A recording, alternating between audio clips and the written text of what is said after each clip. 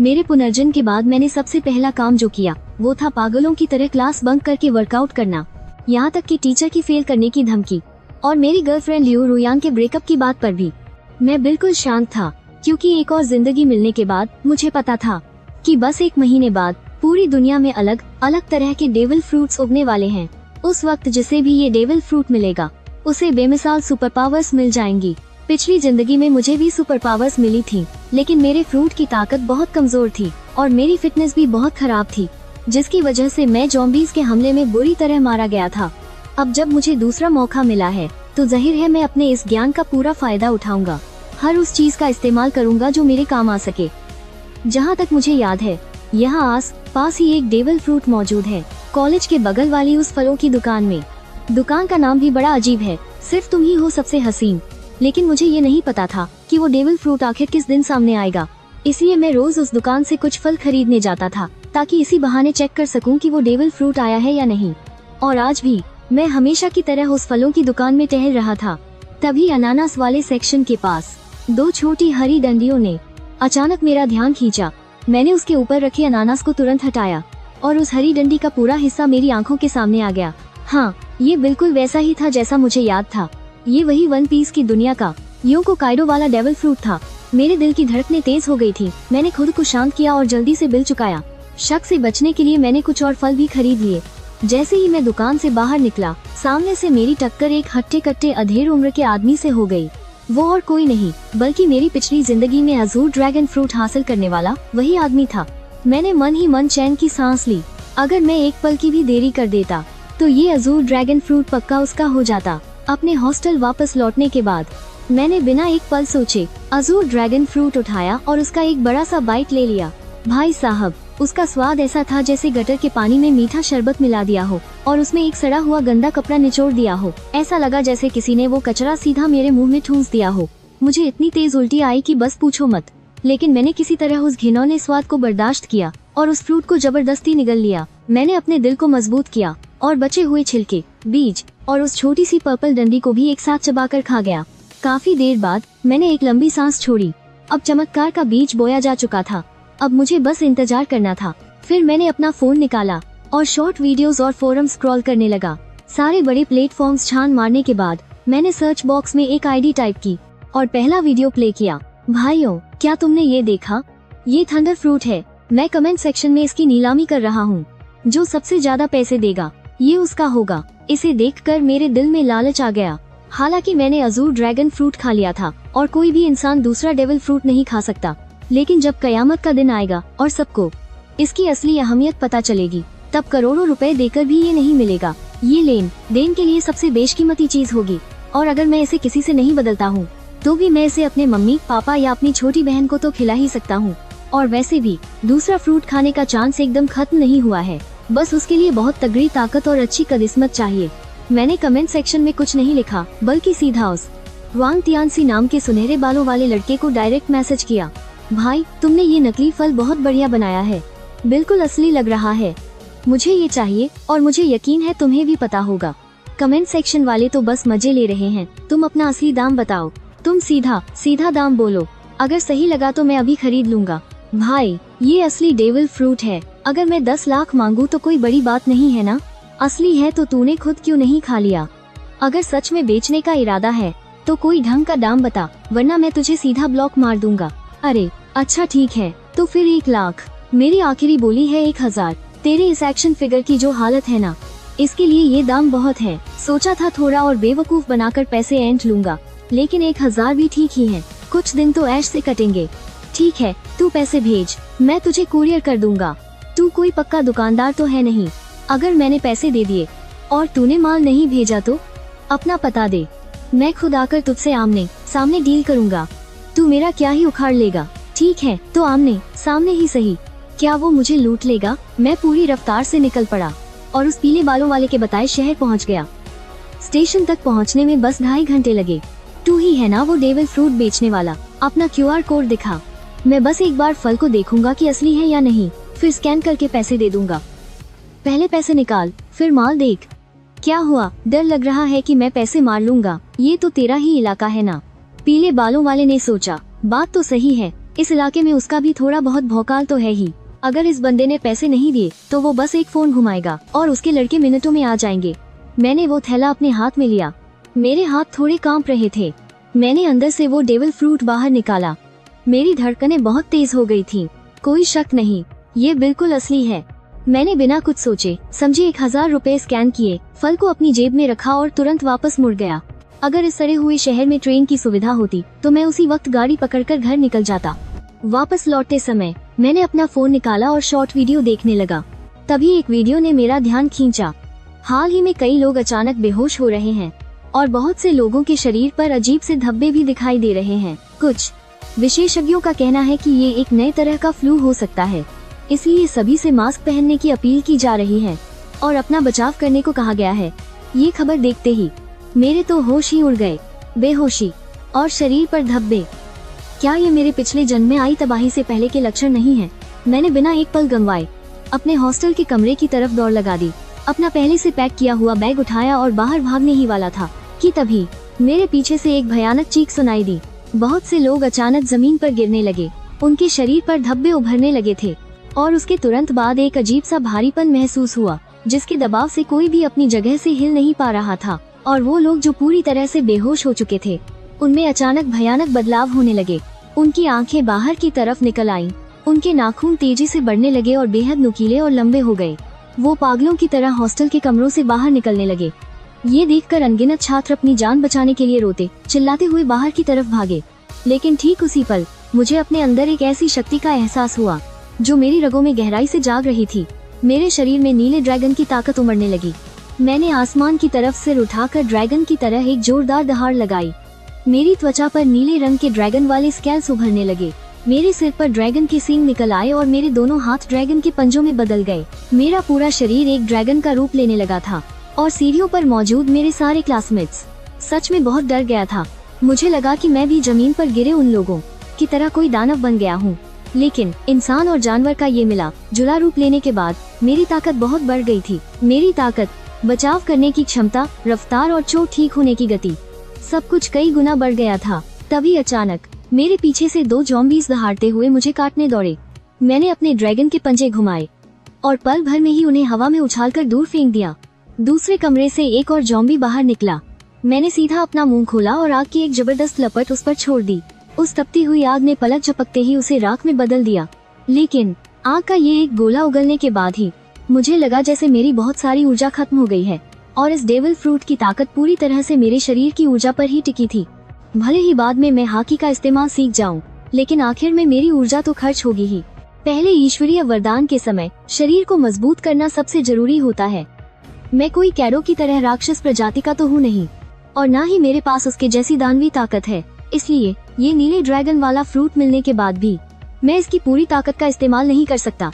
लेकिन इसका मतलब ये नहीं कि मैं लाचार हूँ। मैंने अपने हाथ में पकड़े बेसबॉल बैट को जोर से घुमाया। ये बैट कोई आम बैट नहीं है, इसे मैंने खास तौर पर भारी और मोटा बनवाया था।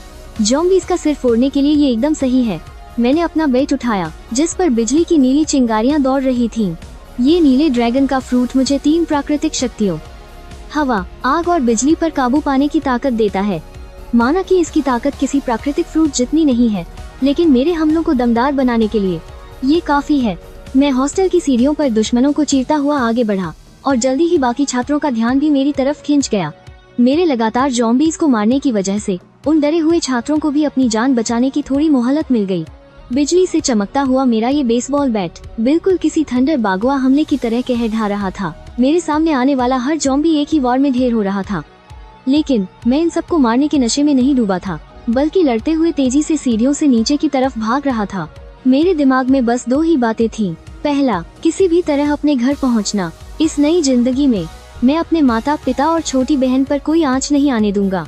और दूसरा काम, जितनी जल्दी हो सके 100 ज़ॉम्बीज़ को मारना, क्योंकि अगर कोई अकेले 100 ज़ॉम्बीज़ को मार दे तो ईश्वरीय वरदान की जगह खुल जाएगी और तब मैं वहां से 3 तरह की हाकी सीखने का तरीका हासिल कर लूंगा, जिससे मेरी ताकत कई गुना तेजी से बढ़ेगी। माना कि नीला ड्रैगन हवा में उड़ सकता है, लेकिन मेरे शरीर में अभी जितनी ऊर्जा है उससे मैं उड़कर घर तो बिल्कुल नहीं पहुंच सकता। रास्ते भर में अपना लोहे का बैट घुमाता रहा, बिल्कुल नीले ड्रैगन वाले किसी युद्ध के देवता की तरह, जिसे कोई नहीं रोक सकता। मेरे पीछे छात्रों की एक बड़ी भीड़ जमा हो गई थी, जो मेरे पीछे पीछे इस बिल्डिंग से बाहर निकलना चाहते थे। लेकिन वो बेवकूफ ये नहीं जानते थे कि इस तबाही में अब कोई भी जगह सुरक्षित नहीं है। अगर वो अपने कमरों में दरवाजा बंद करके छिपे रहते तो शायद कुछ और दिन जिंदा रह जाते। सीढ़ियों से बाहर निकलते ही मेरी आंखें सिकुड़ गईं। नीचे का नजारा देखकर मेरे रोंगटे खड़े हो गए। ये स्कूल कभी एक पुराना कब्रिस्तान हुआ करता था। स्कूल में हमेशा से अफवाहें थीं कि यहाँ बहुत ही बुरी और काली शक्तियाँ हैं। यहाँ बने रिहायशी इलाकों की वजह से कई लोग बीमार पड़ने लगे थे। तब एक वास्तु शास्त्र के माहिर ने यहाँ स्कूल बनाने की सलाह दी थी, ताकि नौजवानों की गर्म और पवित्र ऊर्जा से इस जगह की काली शक्तियों को खत्म किया जा सके।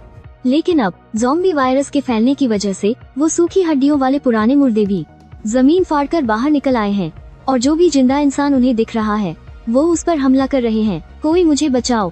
पूरे स्कूल में कोहराम मचा हुआ था। हर कोई पागलों की तरह अपनी जान बचाने के लिए भाग रहा था। डर के मारे उन्हें जो रास्ता मिल रहा था वो उसी तरफ भाग रहे थे, एक दूसरे से टकरा रहे थे। लेकिन मुझे उनसे कोई मतलब नहीं था। मेरी नजरें सिर्फ स्कूल के मेन गेट पर टिकी थीं, और मैं लंबे दग भरता हुआ उसी तरफ दौड़ पड़ा। अब रास्ते में चाहे ज़ॉम्बीज़ आए या कंकाल, मुझे कोई नहीं रोक सकता।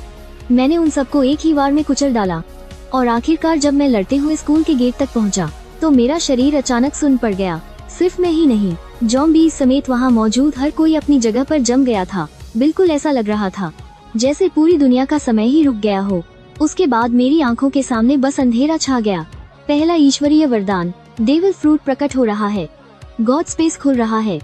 जब मेरी आंखें खुली तो मैं एक अजीब सी जगह पर था। यहाँ कोई दिशा नहीं थी, कोई समय नहीं था, बस दो चमकती हुई स्क्रीन थीं, एक बड़ी और एक छोटी।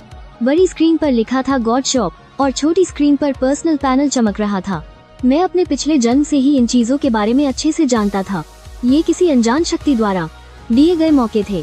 आप अपने पॉइंट्स का इस्तेमाल करके यहाँ से चीजें खरीद सकते थे, जैसे कि तकनीकें, हथियार और दवाइयाँ। चूँकि तुम पहले इंसान हो जिसने ज़ॉम्बीज़ को मारकर 100 पॉइंट्स हासिल किए हैं, तुम्हें एक ईश्वरीय इनाम दिया जाएगा। और चूँकि तुमने दुनिया खत्म होने के महज 10 मिनट के अंदर 100 पॉइंट्स का आंकड़ा पार कर लिया है, तो तुम्हारे इनाम का स्तर और बढ़ा दिया गया है। तुम नीचे दिए गए 3 इनामों में से कोई एक चुन सकते हो। मैं एकदम सन्न रह गया। मेरे पिछले जन्म में ऐसा कुछ भी नहीं हुआ था। इनाम नंबर 1, परफेक्ट फ्रूट। ये तुम्हारे ब्लू ड्रैगन फ्रूट को परफेक्ट बना देगा, जिससे इसके सारे बुरे प्रभाव पूरी तरह खत्म हो जाएंगे। बुरे प्रभाव खत्म होने के बाद तुम पर सी, स्टोन या समुद्र के पानी का कोई असर नहीं होगा। और तो और तुम एक और डेविल फ्रूट खा सकोगे, और तुम्हारा शरीर फटेगा भी नहीं। इनाम नंबर 2, हाकी जीनियस। इसके लिए कोई पॉइंट्स या कड़ी मेहनत नहीं चाहिए। तुम सीधे तीनों तरह की हाकी पालोगे, और अगर तुम खुद से अभ्यास नहीं भी करोगे तब भी तुम्हारी हाकी धीरे धीरे खुद ही मजबूत होती जाएगी। और अगर तुमने मेहनत की तो तुम्हारी हाकी दोगुनी तेजी से बढ़ेगी। इनाम नंबर 3, ज़ॉम्बी स्लेयर वेपन। तुम अपनी पसंद का कोई भी हथियार ले सकते हो। ये हथियार सुप्रीम ग्रेड की तलवारों जितना ताकतवर होगा, और ये हथियार ज़ॉम्बीज़ को दोगुना नुकसान पहुंचाएगा। मुझे हाकी, हथियार या फ्रूट में से एक चुनना था। पहला और तीसरा इनाम मेरी ताकत को तुरंत बढ़ा सकते थे, जबकि दूसरा इनाम मुझे धीरे धीरे मजबूत बनाता। लेकिन उसकी कोई सीमा नहीं थी। पिछले जन्म में मुझे जो दूसरा ईश्वरीय वरदान मिला था, उसके तजुर्बे से बताऊं तो कम से कम तब तक हाकी का कोई मुकाबला नहीं था। मैं सोच में पड़ा ही था कि अचानक मुझे टीचर काइडो की वो सुनहरी बात याद आ गई। हाकी ही सब कुछ है। गोल्ड डी रोजर, शैंक्स और गार्प, किसी के पास कोई फ्रूट की ताकत नहीं थी, फिर भी वो दुनिया के सबसे ताकतवर इंसान बने। यहाँ तक कि टीचर काइडो ने भी अपनी हाकी बढ़ाने के चक्कर में कभी अपने फ्रूट की ताकत पर ज्यादा ध्यान नहीं दिया। लूफी से लड़ते वक्त तक उन्होंने अपनी ताकत को पूरी तरह नहीं जगाया था। अब मेरे मन में कोई शक नहीं था। ताकत कितनी ज्यादा है ये मायने नहीं रखता, मायने ये रखता है कि वो कितनी दमदार है। मेरा ब्लू ड्रैगन फ्रूट कितना ताकतवर होगा, ये इस बात पर निर्भर करता है कि मेरा अपना शरीर कितना मजबूत है। एक ही फ्रूट की ताकत को उसकी आखिरी हद तक ले जाना कोई आसान काम नहीं है। और अगले ही पल मेरा दिमाग एकदम साफ हो गया। मैंने सीधे तीनों तरह की हाकी को चुन लिया। अचानक एक पतली सी काली परत मेरे मुक्कों पर छा गई। ये आर्मामेंट हाकी थी। इसके बाद मैंने अपने 10 पॉइंट्स का इस्तेमाल करके 5 वाटर मीट खरीदे। ये एक ऐसा खाना था जो पल भर में मेरी सारी थकान मिटा सकता था, ताकि मैं और भी देर तक लड़ सकूं। और हाँ, पर्सनल पैनल सिर्फ मेरी ताकत ही नहीं दिखाता था, बल्कि वो एक फोन की तरह भी काम करता था। जब दुनिया तबाह हो गई और इंसानों का बनाया सब कुछ बर्बाद हो गया, तब हर कोई एक दूसरे से बात करने के लिए इसी पैनल का इस्तेमाल करता था। इसमें लोगों की सहूलियत के लिए अलग अलग चैनल्स भी थे, और अभी से ही कई लोगों ने आपस में बातें करना शुरू कर दिया था। समय का रुकना अब खत्म होने वाला है। इसके बाद तुम जब चाहो बस सोचकर ही गॉड स्पेस में आ सकते हो। मेरी आंखों के सामने एक बार फिर अंधेरा छा गया और जब मेरी आंखें खुलीं तो मेरा दिमाग वापस मेरे शरीर में लौट आया था। मेरे चारों तरफ अनगिनत ज़ॉम्बीज़ की भीड़ थी और मेरे टीचर और दोस्त बुरी तरह डरे हुए थे। मैंने बिना कुछ सोचे वाटर मीट का एक टुकड़ा अपने मुंह में डाल लिया। मैं जल्दी जल्दी खाना निगलते हुए स्कूल के गेट की तरफ भागता रहा। अचानक मुझे कुछ अजीब सा महसूस हुआ और मैंने तुरंत अपनी जगह से छलांग लगा दी। जहाँ मैं अभी खड़ा था ठीक उसी जगह से एक कंकाल का हाथ बाहर निकला। मैंने अपनी ऑब्जर्वेशन हाकी का इस्तेमाल किया और बिजली से घिरे अपने बेसबॉल बैट को घुमाया। पलक झपकते ही मैंने मेरी तरफ आ रहे उन ज़ॉम्बी को मार गिराया और फिर से अपने इंसानी रूप में वापस आ गया। मैं सीधा अपनी गाय में कूदा और पूरी स्पीड में शहर के बाहर की तरफ निकल पा। रास्ते में जान बचाकर भागने वाली गायों की लंबी लाइन लगी थी। उन्हें लग रहा था कि ज़ॉम्बी सिर्फ शहर में ही फैले हैं। वो किसी सुनसान जगह पर जाकर अपनी जान बचाना चाहते थे, लेकिन अब इस दुनिया में कोई भी जगह सुरक्षित नहीं बची थी। गाय में अभी भी रेडियो बज रहा था जिसमें सरकार की तरफ से इमरजेंसी अनाउंसमेंट हो रही थी कि कोई भी घबराए नहीं, अपने घरों में रहें, खिड़की दरवाजे बंद रखें, हमारी सेना निकल चुकी है, हमारी बायो लैब्स भी इसका एंटीडोट बनाने में लगी हुई हैं, कृपया शांति बनाए रखें और अफरा तफरी न मचाएं। ज़ॉम्बी वायरस की पहली लहर हवा के जरिए फैली है। जिनकी इम्यूनिटी कमजोर है वो इसके शिकार हो जाएंगे। इसीलिए अस्पताल और ओल्ड एज होम्स में इन्फेक्शन सबसे ज्यादा फैला है। जब कयामत का दिन आएगा तब ज़ॉम्बी वायरस के फैलने का सबसे बड़ा कारण एक दूसरे को काटना और खून से होने वाला इन्फेक्शन होगा। ऐसे हालात में हमारी सेना के जवान जो शारीरिक रूप से सबसे ज्यादा मजबूत होते हैं उनके इन्फेक्ट होने के चांस बहुत कम हैं। इसीलिए इस तबाही के वक्त में सेना अभी भी कुछ हद तक हालात को संभाल सकती है, लेकिन मुझे पता है कि ये सब ज्यादा दिन नहीं चलने वाला। अगर सेना को ज़ॉम्बी का जल्दी सफाया करना है तो उन्हें बंदूकों और भारी हथियारों का इस्तेमाल करना होगा, लेकिन ऐसा करने से उन्हें कोई पॉइंट्स नहीं मिलेंगे और बिना पॉइंट्स के कोई भी ताकतवर नहीं बन सकता। जब ये ज़ॉम्बी लगातार ताकतवर होते जाएंगे और इन पर आम हथियारों का भी कोई असर नहीं होगा, तब सेना पूरी तरह से बेबस हो जाएगी और समाज का ये पूरा सिस्टम बहुत जल्दी बिखर जाएगा। इसलिए अब बचने का सिर्फ एक ही रास्ता है कि हर कोई हथियार उठा ले और इन ज़ॉम्बी से लड़ना शुरू कर दे। ये जिंदा रहने की एक ऐसी रेस है जहाँ सिर्फ ताकतवर ही बचेगा। मेरी गाय बहुत तेज रफ्तार से दौड़ रही थी। भले ही सामने से ज़ॉम्बी का झुंड आ जाए, मैंने बिना रुके सीधा उनके ऊपर से गागी निकालने का फैसला कर लिया था। अचानक मेरे गोंद की घंटी बजी। जैसे ही मैंने गोंद उठाया मुझे अपनी बहन की बहुत डरी और घबराई हुई आवाज सुनाई दी। भैया आप कहाँ हो? बाहर बहुत सारे ज़ॉम्बी हैं, मुझे बहुत डर लग रहा है। मैं ठीक हूँ, तुम कैसी हो? मम्मी पापा कैसे हैं? मम्मी ने आपकी बात मान ली थी, उन्होंने पहले ही छुट्टी ले ली थी और मुझे स्कूल से घर ले आईं। पापा अभी भी अस्पताल में हैं। वो कह रहे थे कि उन्होंने अपने ऑफिस को अंदर से लॉक कर लिया है, वो अभी सेफ हैं। भैया आप तो सच में कोई जादूगर हो। अगर आपने मम्मी को जबरदस्ती छुट्टी लेने के लिए नहीं कहा होता तो शायद अब तक हम भी बाहर मारे गए होते। आओ चिंग पिछले 1 महीने से बहुत हैरान थी कि उसका भाई हर दिन इतना सारा खाने पीने का सामान घर क्यों भिजवा रहा है। जब भी कोई पूछता तो वो कुछ नहीं बताता। किसी को ये भी नहीं पता था कि उसके पास इतना सारा पैसा आ कहाँ से रहा है। मेरे पास सच में कोई पैसा नहीं था और 1 महीने का समय पैसे कमाने के लिए काफी नहीं होता। लेकिन जब मुझे पता था कि दुनिया कम होने वाली है तो फिर मुझे किस बात का डर होता। मैंने सारे ऑनलाइन प्लेटफॉर्म से लोन ले लिया था। अगर मुझे अपने मम्मी पापा को जवाब न देना पता ना तो शायद मैं अपना घर तक गिरवी रख देता, लेकिन मेरे पास इस गॉड गिवन स्पेस की ताकत है। सच कहूँ तो मुझे इतना सारा सामान इकट्ठा करने की जरूरत भी नहीं थी। ये सब तो मैंने सिर्फ इमरजेंसी के लिए रखा है। हम बात कर ही रहे थे कि तभी मेरे सामने वाली एक लगरी गाय अचानक सामने आए एक ज़ॉम्बी से बचने के चक्कर में पलट गई, जिसकी वजह से वहाँ एक के बाद एक कई गायें आपस में भी गईं। बहुत सारी गायें बुरी तरह टकराकर चकनाचूर हो गईं और लोग मारे गए। मुझे पहले से ही अंदाजा था कि ऐसा कुछ होने वाला है। अब गाय रोकने का समय नहीं बचा था। मैंने अपना हाथ बगाया और अपना बैकपैक और बेसबॉल बैट कसकर पक लिया और सीधा एक विशाल नीले ड्रैगन में बदलकर अपनी गाय की छत को फाता हुआ आसमान की तरफ उड़ गया। धुएं और बादलों के बीच से होते हुए मैं एक नीले ड्रैगन का रूप लेकर सीधे आसमान की ऊंचाइयों में उड़ने लगा। इस जादुई नजारे को देखकर सड़क पर मौजूद सभी लोग हैरान रह गए। इसकी वजह से वहाँ पहले से ही हुआ भयंकर कार एक्सीडेंट और भी ज्यादा बड़ा हो गया। मेरे पास नीचे हो रहे उस शोर शराबे और एक्सीडेंट पर ध्यान देने का वक्त नहीं था, इसलिए मैं सीधे बादलों के बीच घुस गया। मैं सीधे अपने घर की तरफ उड़ने लगा और बीच बीच में अपने बैकपैक से वाटर मीट का एक टुकड़ा निकाल कर खा रहा था ताकि मेरी ताकत बनी रहे। अभी मैं बहुत ज्यादा देर तक हवा में नहीं उड़ सकता था। आखिरकार जब मेरा सारा वाटर मीट खत्म हो गया तो मैं आसमान से नीचे उतर आया और वापस इंसान के रूप में बदल गया। मैंने जल्दी से अपने चारों तरफ नजर दौड़ाई। शुक्र है मुझे वहाँ कोई भी ज़ॉम्बी दिखाई नहीं दिया। मैंने तुरंत अपने गॉड स्पेस में एंट्री की और वहाँ से 5 वाटर मीट के टुकड़े और रिडीम कर लिए और उन सबको अपने बैकपैक में ठूंस लिया। अब मेरे बैकपैक में सिर्फ यही 5 वाटर मीट के टुकड़े बचे थे और साथ में एक थंडर फ्रूट रखा था। मैंने एक वाटर मीट का टुकड़ा खाया, लेकिन मैं दोबारा हवा में नहीं उड़ा।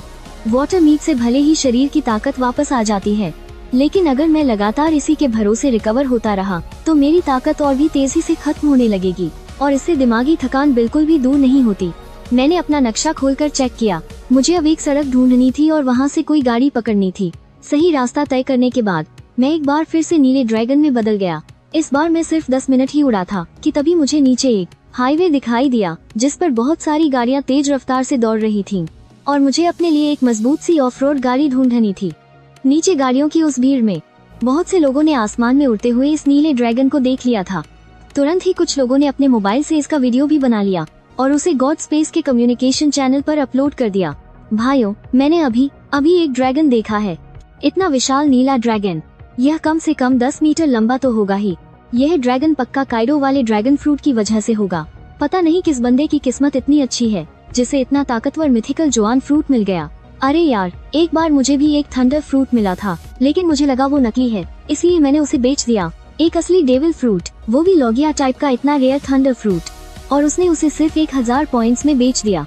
यह सोचकर उस पीले बालों वाले लड़के का मन कर रहा था कि वो खुद को थप्पड़ मार डाले। जिशो से लेकर युशो तक जाने वाले उस हाईवे के ठीक ऊपर नीले ड्रैगन के रूप में उड़ते हुए आखिरकार मेरी नजर एक बेहद मजबूत दिखने वाली ऑफ रोड गाड़ी पर पड़ ही गई। मैं बस नीचे उतरकर उसमें लिफ्ट मांगने ही वाला था कि तभी मेरी नजर हाईवे के किनारे खड़े एक बड़े से पेड़ पर गई।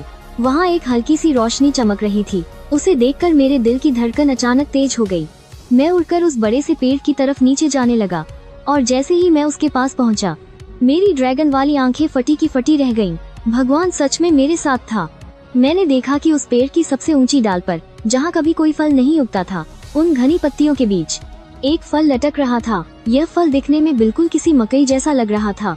इसका रंग पूरा सुनहरा था और उस पर सफेद रंग की घुमावदार धारियां बनी हुई थीं। यह एक ऐसा फल था जिसे मैंने पहले कभी नहीं देखा था। खैर, यह कोई हैरानी की बात भी नहीं थी, क्योंकि इस विनाशकारी दुनिया में डेविल फ्रूट्स मंगा कॉमिक्स से कहीं ज्यादा थे। कॉमिक्स में तो बस कुछ दर्जन ही थे, लेकिन मेरे दिमाग में जो डेटा मौजूद था उसके हिसाब से ऐसे फलों की संख्या हजारों में थी। बेशक उनमें से ज्यादातर जोआन मिथिकल टाइप के ही थे, और ऐसा होना लाजमी भी था, क्योंकि पूरी दुनिया की अलग अलग संस्कृतियों में हजारों पौराणिक कथाएं और मिथक मौजूद हैं। उन कथाओं में मौजूद हर एक जादुई जानवर या दानव के नाम पर एक नया मिथिकल जोआन फ्रूट बन सकता है। भले ही मिथिकल जोआन फ्रूट सब हर जगह मिलने लगे हो, लेकिन फिर भी वो सबसे ताकतवर होने का रुतबा रखते हैं। मैंने अपने ड्रैगन के पंजे आगे बढ़ाए और उस फल को तोड़ लिया और उसे अपने पीछे टंगे बड़े से बैकपैक में रख लिया। जब मेरे पास 1000 पॉइंट्स जमा हो जाएंगे, तब मैं गॉड स्पेस में एक नया फीचर अनलॉक कर पाऊंगा, डेविल फ्रूट आइडेंटिफिकेशन। इससे मुझे पता चल जाएगा कि कौन सा फल खाना सही है और मैं कोई भी फालतू या बेकार फल खाने से बच जाऊंगा। बिल्कुल, जांच की फीस बहुत महंगी है। हर एक जांच में पूरे 1000 पॉइंट्स खर्च होते हैं। जैसे ही मैं उस एसयूवी के पीछे फिर से जाने वाला था, तभी सामने एक बड़ा ट्रक अचानक पलट गया। ट्रक से 3 ज़ॉम्बी बाहर निकले और आसपास की गाड़ियों का रास्ता रोककर उन पर हमला करने लगे। लेकिन इस वक्त कौन सी गाड़ी रुकने की हिम्मत करती। सबने जोर से एक्सीलरेटर दबा दिया और उन ज़ॉम्बीज़ को कुचलते हुए आगे निकल गए और गाड़ियों को दाएं बाएं घुमाने लगे ताकि ज़ॉम्बीज़ गाड़ी से नीचे गिर जाएं। इस अफरा तफरी की वजह से सीधा कई गाड़ियों की आपस में जबरदस्त टक्कर हो गई। मैंने उस तरफ एक नजर देखी, लेकिन कोई ध्यान नहीं दिया, बल्कि मैं उस पलटे हुए बड़े ट्रक के पास उतरा, अपने आधे जानवर वाले रूप में बदला और ट्रक के पलटे हुए हिस्से को पकड़ लिया और अपनी पूरी ताकत से उसे सीधा कर दिया। अजूर ड्रैगन फ्रूट की ताकत सच में बहुत खौफनाक है। फिर मैं अपनी गाड़ी में बैठा और सीधा आगे की तरफ निकल पड़ा। जब मैं उस एक्सीडेंट वाली जगह पर पहुंचा, तो मैंने खुद को फिर से एक विशाल ड्रैगन में बदल लिया और अपने रास्ते में पड़े उन सभी टूटी गाड़ियों के मलबे को हटा दिया। मेरे पीछे आ रही गाड़ियां मेरे बनाए हुए उस साफ रास्ते से निकलने लगी और बिना सोचे समझे चुपचाप मेरे पीछे चलने लगी। मैंने रियर व्यू शीशे में यह सब देखा, लेकिन मुझे कोई फर्क नहीं पड़ता। इन लोगों को आना है तो आने दो, बस मेरे काम में कोई रुकावट नहीं आनी चाहिए। रास्ते में बहुत सारे एक्सीडेंट हो रखे थे। मैं भी बीच में गाड़ी से उतरकर उन ज़ॉम्बीज़ को मारता और रास्ता साफ करता रहा। अगर तुम मेरी जान बचा लो तो मैं तुम्हें इतना पैसा दूंगा कि तुम खर्च नहीं कर पाओगे। एक मोटे और अजीब से अधेड़ उम्र के आदमी ने मुझे मक्खन लगाते हुए कहा। एक कदम भी आगे बढ़ाया तो जान से मार दूंगा। वह आदमी इतना डर गया कि उसके घुटने अपने आप जमीन पर टिक गए, जैसे उसके सामने खड़ा यह ड्रैगन वाला लड़का इस पूरी दुनिया का सबसे बड़ा भगवान हो। मेरे अंदर से निकलने वाली उस खौफनाक ताकत ने उन सभी लोगों को जो मुझसे बात करने आ रहे थे वहीं का वहीं सुन्न कर दिया। लेकिन जान जाने के इस खौफ में भी कोई था जो अपनी जान बचाने के लिए एक आखिरी दांव खेलना चाहता था। एक बेहद खूबसूरत और हॉट सी लड़की हिम्मत करके मेरे पास आई। दुनिया खत्म होने की इस कगार पर भी वह पूरी तरह से सज धज कर आई थी। हेलो हैंडसम, क्या तुम मुझे अपने साथ ले चलोगे? तुम मेरे साथ जो चाहो वो कर सकते हो, दफा हो जाओ यहाँ से। जैसे ही मैंने अपनी ताकत हटाई और गाड़ी में बैठने वाला था, पीछे से एक तगड़ा आदमी मेरे पास आया। जब उसने देखा कि मैं रुकने वाला नहीं हूँ तो उसने झट से अपने बारे में बताना शुरू किया। सर, मैंने भी बहुत सी दुनिया खत्म होने वाली कहानियाँ पढ़ी हैं। आप बहुत ताकतवर हैं, लेकिन क्या आपको एक बेस बनाने के लिए लोगों की जरूरत नहीं पड़ेगी? मुझ में यानी लिन कुई में भले ही कोई और हुनर ना हो, पर मुझ में ताकत बहुत है। मैं एक फाइटिंग कोच हूँ, मैं पक्का आपके बहुत काम आऊंगा। यह सुनकर मेरे कदम रुक गए। मैंने पलटकर उसे देखा, अपनी ठुड्डी पर हाथ फेरा और थोड़ी देर तक कुछ सोचा। यह आदमी बात तो सही कह रहा है, दुनिया का पूरा सिस्टम अब खत्म होने वाला है। इस तबाही में जिंदा रहने के लिए मुझे अपना खुद का एक सेफ बेस बनाना ही होगा, ताकि मैं इन ज़ॉम्बीज़ का सामना कर सकूं। ये ज़ॉम्बीज़ बहुत तेजी से और भी खतरनाक होते जा रहे हैं। सिर्फ अपने दम पर हमेशा अपने परिवार की हिफाजत करना बहुत मुश्किल होगा। मेरी हाँ सुनते ही लिन कुई खुशी से पागल हो गया। उसने अपने सारे बैग और सामान, यहाँ तक कि अपनी गाड़ी भी वहीं छोड़ दी। उसे डर था कि अगर जरा सी भी देर हुई तो मैं उसे वहीं छोड़कर चला जाऊंगा। उसकी हिम्मत मेरे साथ आगे वाली सीट पर बैठने की भी नहीं हुई, बल्कि अपनी फुर्ती का इस्तेमाल करते हुए वह गाड़ी के पीछे वाले हिस्से पर चढ़ गया। लिन कुई को मेरी गाड़ी में जाते देख बाकी लोगों में भी उम्मीद जग गई। अरे, यह बॉस तो उतना भी पत्थर दिल नहीं है। उस मोटे आदमी ने फिर से कुछ बोलने की कोशिश की, पर मैंने उसे बीच में ही टोक दिया। भले ही मुझे लोगों की जरूरत हो, पर मैं यहाँ से एक साथ बहुत सारे लोगों को तो बिल्कुल नहीं ले जा सकता। शुरुआत के लिए एक लिन कुई काफी है, और वैसे भी अभी इस आदमी की वफादारी पर पूरा भरोसा नहीं किया जा सकता। अभी आपको मेरा इम्तिहान लेना होगा, लेकिन कृपया मुझे एक मौका दीजिए। मेरी काबिलियत और मेरी जान दोनों आपके मकसद को पूरा करने के काम आएंगी। ये औरत देखने में काफी सख्त लग रही है, शायद आगे चलकर ये कुछ बड़ा कर दिखाए। मैंने उस औरत की तरफ गहराई से देखा और वो खुशी से झूम उठी। मेरी इजाजत के बिना उसकी आगे वाली सीट पर बैठने की हिम्मत नहीं हुई, बल्कि वो अपनी परवाह किए बिना किसी तरह पीछे वाले डिब्बे पर चढ़ने लगी। मैं ये सब देख रहा था और मैंने मन ही मन सिर हिलाया। ये औरत सिर्फ एक खूबसूरत गुड़िया नहीं है। पीछे खड़े बाकी लोग भी इन दोनों की तरह आना चाहते थे, लेकिन मैंने अपनी बादशाही हकी का एक और झटका दिया। सबके सब डर के मारे जमीन पर गिर पड़े। हे भगवान, बॉस ने तो बादशाही हकी को जगा लिया है। वन पीस के एक पुराने फैन ने इस राजाओं वाली ताकत को तुरंत पहचान लिया था। गाड़ी में वापस आकर मैंने इंजन स्टार्ट किया और हम आगे बढ़ चले। पूरे 2.5 घंटे का सफर तय करने के बाद मुझे सड़क के किनारे एक सर्विस एरिया दिखा। बस दिक्कत ये थी कि इस जगह पर ज़ॉम्बीज़ ने कब्जा कर लिया था। वहाँ से गुजरने वाले लोग यहाँ आकर पेट्रोल और खाना लेना चाहते थे, लेकिन यहाँ ज़ॉम्बीज़ की इतनी बड़ी भीड़ देखकर उन्हें अपना इरादा बदलना पड़ा। लेकिन मेरे साथ ऐसी कोई परेशानी नहीं थी। जैसे ही मेरी बड़ी गाड़ी वहाँ रुकी, ज़ॉम्बीज़ की एक झुंड ने हमें घेर लिया। वो लोग आगे के केबिन में तो नहीं घुस सकते थे, इसलिए उन्होंने पीछे चढ़कर मेंकुई और उस खूबसूरत औरत पर हमला करने की कोशिश की। वो दोनों डर के मारे पीछे दुबके हुए थे और सिर तक नहीं निकाल रहे थे। मैंने दरवाजा खोला और सीधे अपने इंसान जानवर वाले रूप में बदल गया। अपने हाथ में पकड़े बेसबॉल बैट से मैंने गाड़ी पर चढ़ने वाले कुछ ज़ॉम्बीज़ का सिर पल भर में कुचल दिया और हमारे पीछे जो गाड़ियों का काफिला आ रहा था वो भी इस सर्विस एरिया में पहुंच गया। वो लोग सोच रहे थे कि मेरे ज़ॉम्बीज़ को साफ करने के बाद वो भी कुछ सामान इकट्ठा कर लेंगे, लेकिन उनके वहाँ आते ही बहुत सारे ज़ॉम्बीज़ का ध्यान उनकी तरफ चला गया और वो उन पर झपट पड़े। मजबूरी में उस काफिले को वहाँ से भागना ही पड़ा।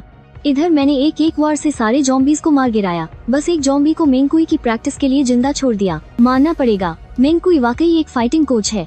उसकी ताकत, रफ्तार और लड़ने की फुर्ती बहुत ही बढ़िया थी। जब तक मैंने गाड़ी में तेल भरा तब तक उसने भी उस ज़ॉम्बी को कामयाबी के साथ मार दिया था। सारा सामान इकट्ठा करने के बाद मैंने उस चीपाउ ड्रेस वाली खूबसूरत औरत का नाम पूछा। हालांकि ये औरत देखने में दुबली पतली है और लग रहा था कि किसी काम की नहीं होगी, लेकिन मेरी गाड़ी में चढ़ने के बाद से इसका बर्ताव काफी अच्छा रहा है। जब ज़ॉम्बीज़ गाड़ी पर चढ़ रहे थे तब भी वो पागलों की तरह चीखी, चिल्लाई नहीं। इस बात ने मेरी नजरों में उसकी इज्जत थोड़ी और बढ़ा दी। जब उस औरत ने देखा कि मैंने आखिरकार उसका नाम पूछ ही लिया है तो उसने जल्दी से जवाब दिया, मेरा नाम लियू मेंगशियान है। मैंने कहा, आगे वाली सीट पर बैठ जाओ, अब तुम्हें पीछे डिब्बे में चढ़ने की जरूरत नहीं है। लेकिन उसके मुझे पुकारने के तरीके ने मुझे फिर से चौंका दिया। उसने मेरा नाम तक नहीं पूछा बल्कि पूरे सम्मान के साथ मुझे मालिक कहकर बुलाया। जो इंसान अपना घमंड और रुतबा पीछे छोड़ सके वही इस तबाह हुई दुनिया में जिंदा रहने के काबिल है। जल्द ही हम वहाँ से निकल पड़े। रास्ते में मुझे फिर से मेरी छोटी बहन आवो छिंग का फोन आया। भैया आप कहाँ हो? पापा अस्पताल के ऑफिस में फंस गए हैं। मैंने सुना है कि अस्पताल में ही सबसे ज्यादा ज़ॉम्बीज हैं और पापा के पास न तो खाना है और न ही पानी। मुझे बहुत डर लग रहा है कि कहीं उन्हें कुछ हो न जाए। आवो छिंग की आवाज में रोना बसा हुआ था। फोन के पीछे से माँ की भी बेचैन आवाज आ रही थी। हाओ तुम्हारे स्कूल का क्या हाल है? बेटा अपना अच्छे से ख्याल रखना, पापा और मैं तुम्हें बचाने का कोई न कोई रास्ता निकाल लेंगे। मैंने कहा, माँ आप लोग बिल्कुल चिंता मत करो, मुझे मास्टर काइडो का जो ड्रैगन फ्रूट मिल गया है। डेविल फ्रूट का नाम सुनते ही आवो छिंग का डर तुरंत गायब हो गया। हम दोनों भाई बहन ने फोन पर पूरे 1 घंटे तक बातें की। फोन काटने के बाद मैंने पापा को फिर से फोन किया और बताया कि अब मेरे पास सुपर पावर्स हैं। मैं जल्द ही उन्हें बचाने आ रहा हूँ, बस वो अच्छे से छिप कर रहे, बाहर भागने का कोई भी जोखिम न उठाएं। इस बीच ऑफिस में बैठे घबराए और लाचार पापा को मेरी बात सुनकर थोड़ी राहत मिली। मुझे अपना ख्याल रखने को कहकर वो चुपचाप मेरे आने का इंतजार करने लगे। जब मैं अपना बड़ा ट्रक लेकर उस ज़ॉम्बी से भरे शहर में पहुंचा तो आधी रात हो चुकी थी। उस वक्त सड़कें बिना किसी मंजिल के भटकते ज़ॉम्बी से भरी पड़ी थीं। रात के उस सन्नाटे में ट्रक की गड़गड़ाहट बहुत ही चुभने वाली लग रही थी। जो लोग डर के मारे सो नहीं पा रहे थे उन्होंने अपनी खिड़कियां खोल लीं और बाहर का नजारा देखने लगे। मैं सीधा घर नहीं गया बल्कि सीधा शहर के बीच उस अस्पताल की तरफ गया जहां सैकड़ों ज़ॉम्बीज का झुंड था। ट्रक से उतरते ही मैंने अपना आधा इंसान और आधा जानवर वाला रूप लिया और अपने बेसबॉल बैट में बिजली दौड़ा दी। मैं उन ज़ॉम्बीज को बेरहमी से चीरता फाड़ता हुआ अस्पताल के अंदर घुस गया। अंदर एक भी इंसान जिंदा नहीं बचा था। तुम दोनों यही मेरा इंतजार करो, मैं अपने पापा को लेकर आता हूँ, फिर हम यहाँ से निकलेंगे। मेरे वहाँ से जाते ही लिन कुई और उसका साथी तुरंत बगल के एक कमरे में छिप गए और उन्होंने दरवाजे के आगे बहुत सारी मेज और कुर्सियाँ लगाकर उसे जाम कर दिया और मेरी वापसी का इंतजार करने लगे। मैं एक तरफ ज़ॉम्बीज का सिर फोड़ रहा था और दूसरी तरफ मैंने पापा को फोन मिलाया।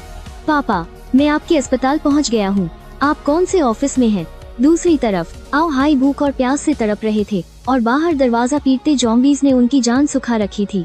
आधी रात का वक्त था और वो थकान के मारे नींद और बेहोशी के बीच जूझ रहे थे। तभी अचानक फोन की घंटी से वो चौंके। देखा तो बेटे का फोन था। उनके अंदर जैसे एक नई जान आ गई। मैंने तुरंत उन्हें एक वीडियो कॉल किया। मुझे ड्रैगन वाले रूप में ज़ॉम्बीज की धज्जियां उड़ाते देख पापा की जान में जान आई। उन्होंने मुझे रास्ता बताया और मैं जल्द ही कोने वाले एक ऑफिस के दरवाजे पर पहुंच गया। वहां 12 ज़ॉम्बीज की भीड़ जमा थी जो पागलों की तरह दरवाजे को टक्कर मार रहे थे। दरवाजे में भी कई छेद हो चुके थे। अगर पापा ने मेज और कुर्सियों से दरवाजे को जाम न किया होता तो वो ज़ॉम्बीज कब के अंदर घुसकर उन्हें चीर फाड़ चुके होते। मैंने अपना लोहे का बैट घुमाया और उन सभी ज़ॉम्बीज के सिर चकनाचूर कर दिए। फिर एक जोरदार लात मारकर दरवाजा तोड़ दिया। कमरे के अंदर पापा की हालत थोड़ी खराब जरूर थी लेकिन वो बिल्कुल सही सलामत थे। मेरे लिए यही सबसे बड़ी खुशी की बात थी। पापा मेरे दिए हुए खाने को बड़े बड़े निवाले लेकर खा रहे थे। तो क्या यही वो डेविल फ्रूट की ताकत है जिसके बारे में तुम और शियाओ छिंग बात कर रहे थे? ऑफिस में फंसे रहने के दौरान पापा ने उस जादुई स्पेस वाले कम्युनिकेशन चैनल पर बहुत सारे वीडियो और लोगों के कमेंट्स पढ़ लिए थे जिससे उन्हें समुद्री डाकुओं और उन ताकतों के बारे में थोड़ा बहुत पता चल गया था। मैं बस मुस्कुरा दिया और अंदर घुसने की कोशिश कर रहे एक और ज़ॉम्बी का सिर बैट से फोड़ते हुए बोला, क्यों पापा आपका बेटा जबरदस्त लग रहा है ना? अरे बदमाश, तू तो एकदम हीरो लग रहा है। पापा ने जान बचाकर भागने के उस छोटे से वक्त में अनगिनत लोगों को ज़ॉम्बीज के हाथों बेरहमी से मरते हुए देखा था। आज उनका अपना परिवार सुरक्षित था। इस तबाही भरी दुनिया में इससे बड़ी कोई खुशखबरी नहीं हो सकती थी। पापा को अस्पताल से बाहर ले जाते वक्त मैंने देखा कि कुछ कमरों के टूटे हुए दरवाजों से लोग छिप छिप कर बाहर झांक रहे थे। जब उन्होंने देखा कि आओ हाई एक ड्रैगन जैसे दिखने वाले इंसान के साथ जा रहे हैं और वो ड्रैगन कितना खतरनाक है, तो उनमें से एक ने तुरंत आवाज लगाई, आओ हाई मुझे भी बचा लो। अपने सहकर्मी को मदद के लिए गिड़गिड़ाते देख पापा का दिल पसीज गया। शियाओ हाओ बेटा इन्हें भी बचा लो ना, ये सब मेरे साथ ही काम करते हैं, बहुत तरस आ रहा है इन पर।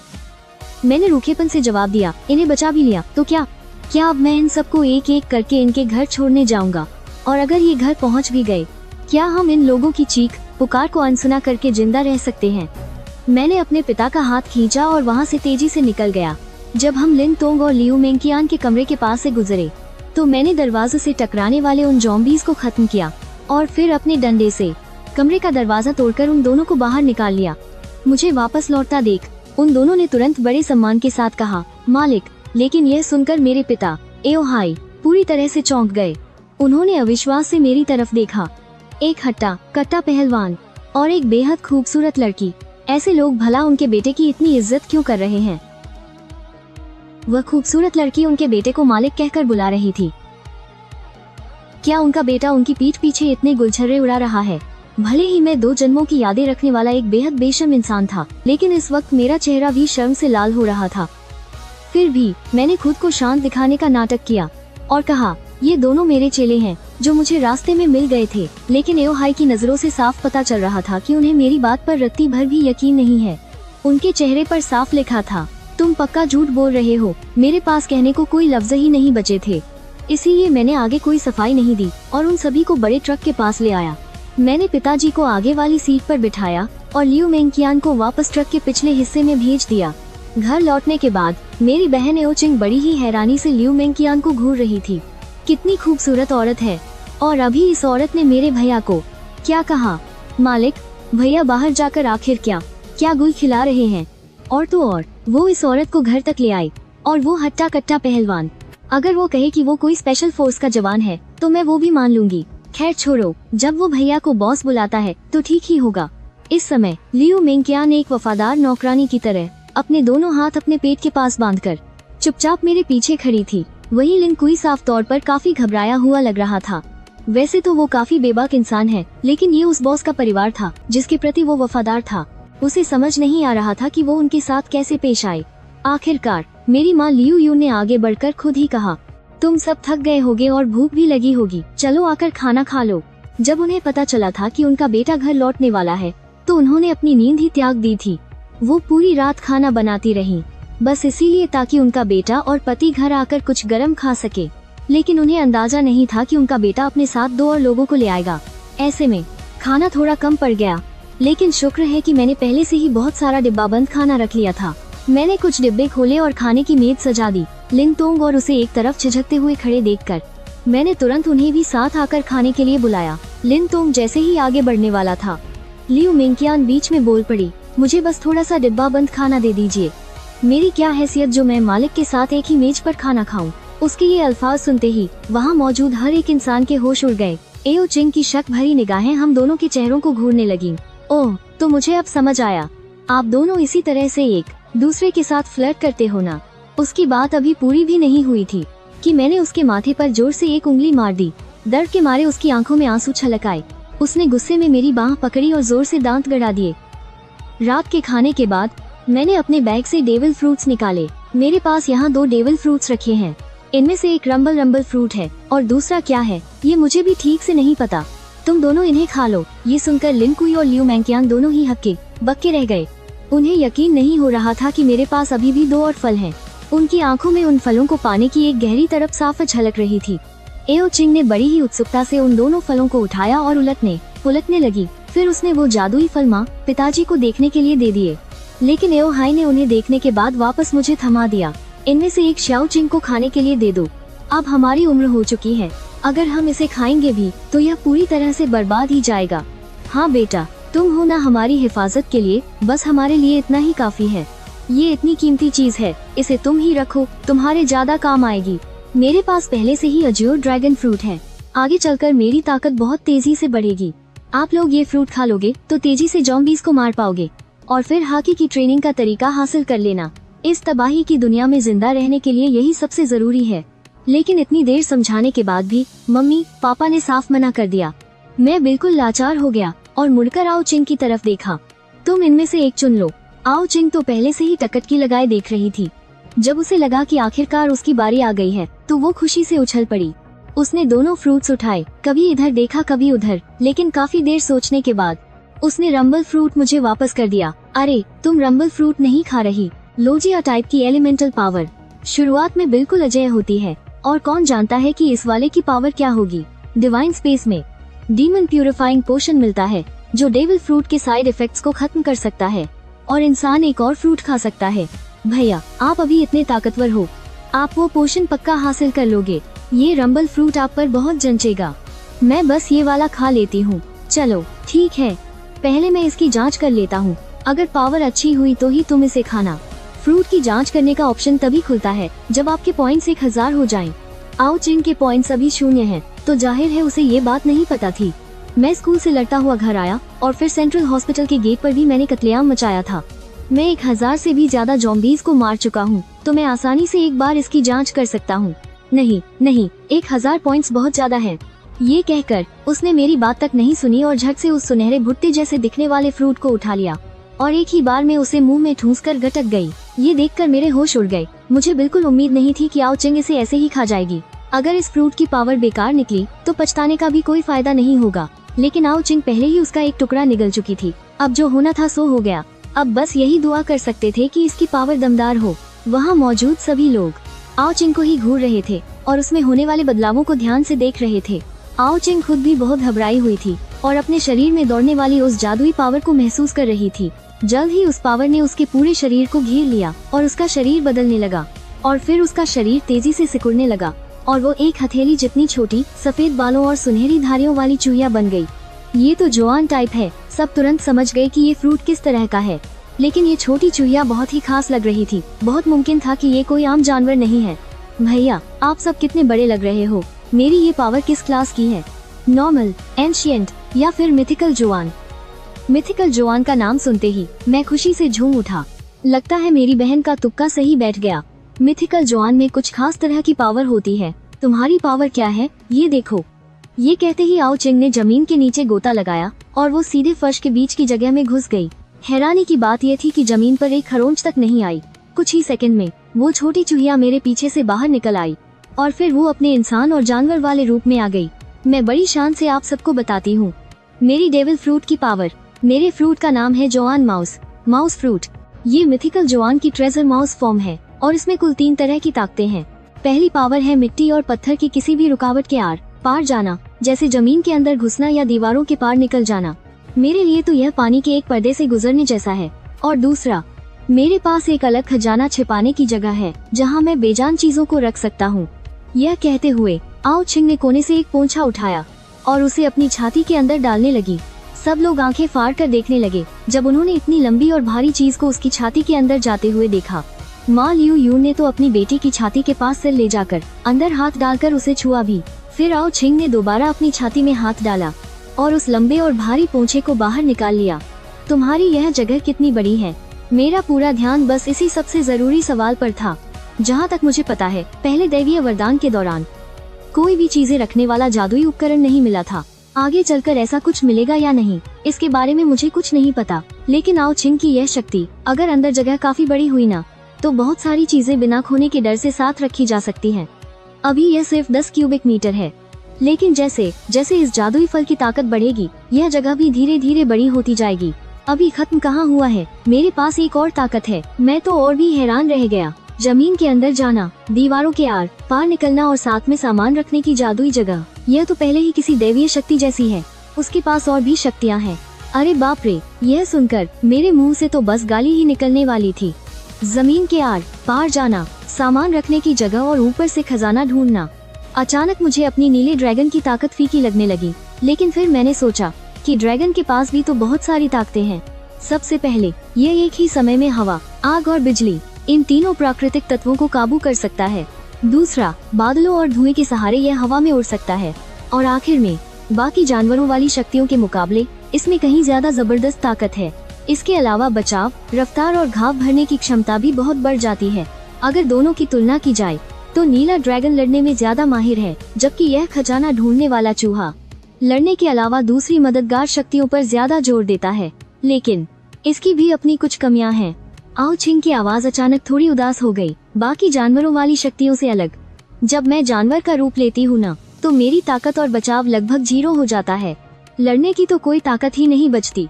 और जब मैं आधे इंसान और आधे जानवर के रूप में आती हूँ तब भी मेरी ताकत या बचाव में कोई खास बढ़ोतरी नहीं होती।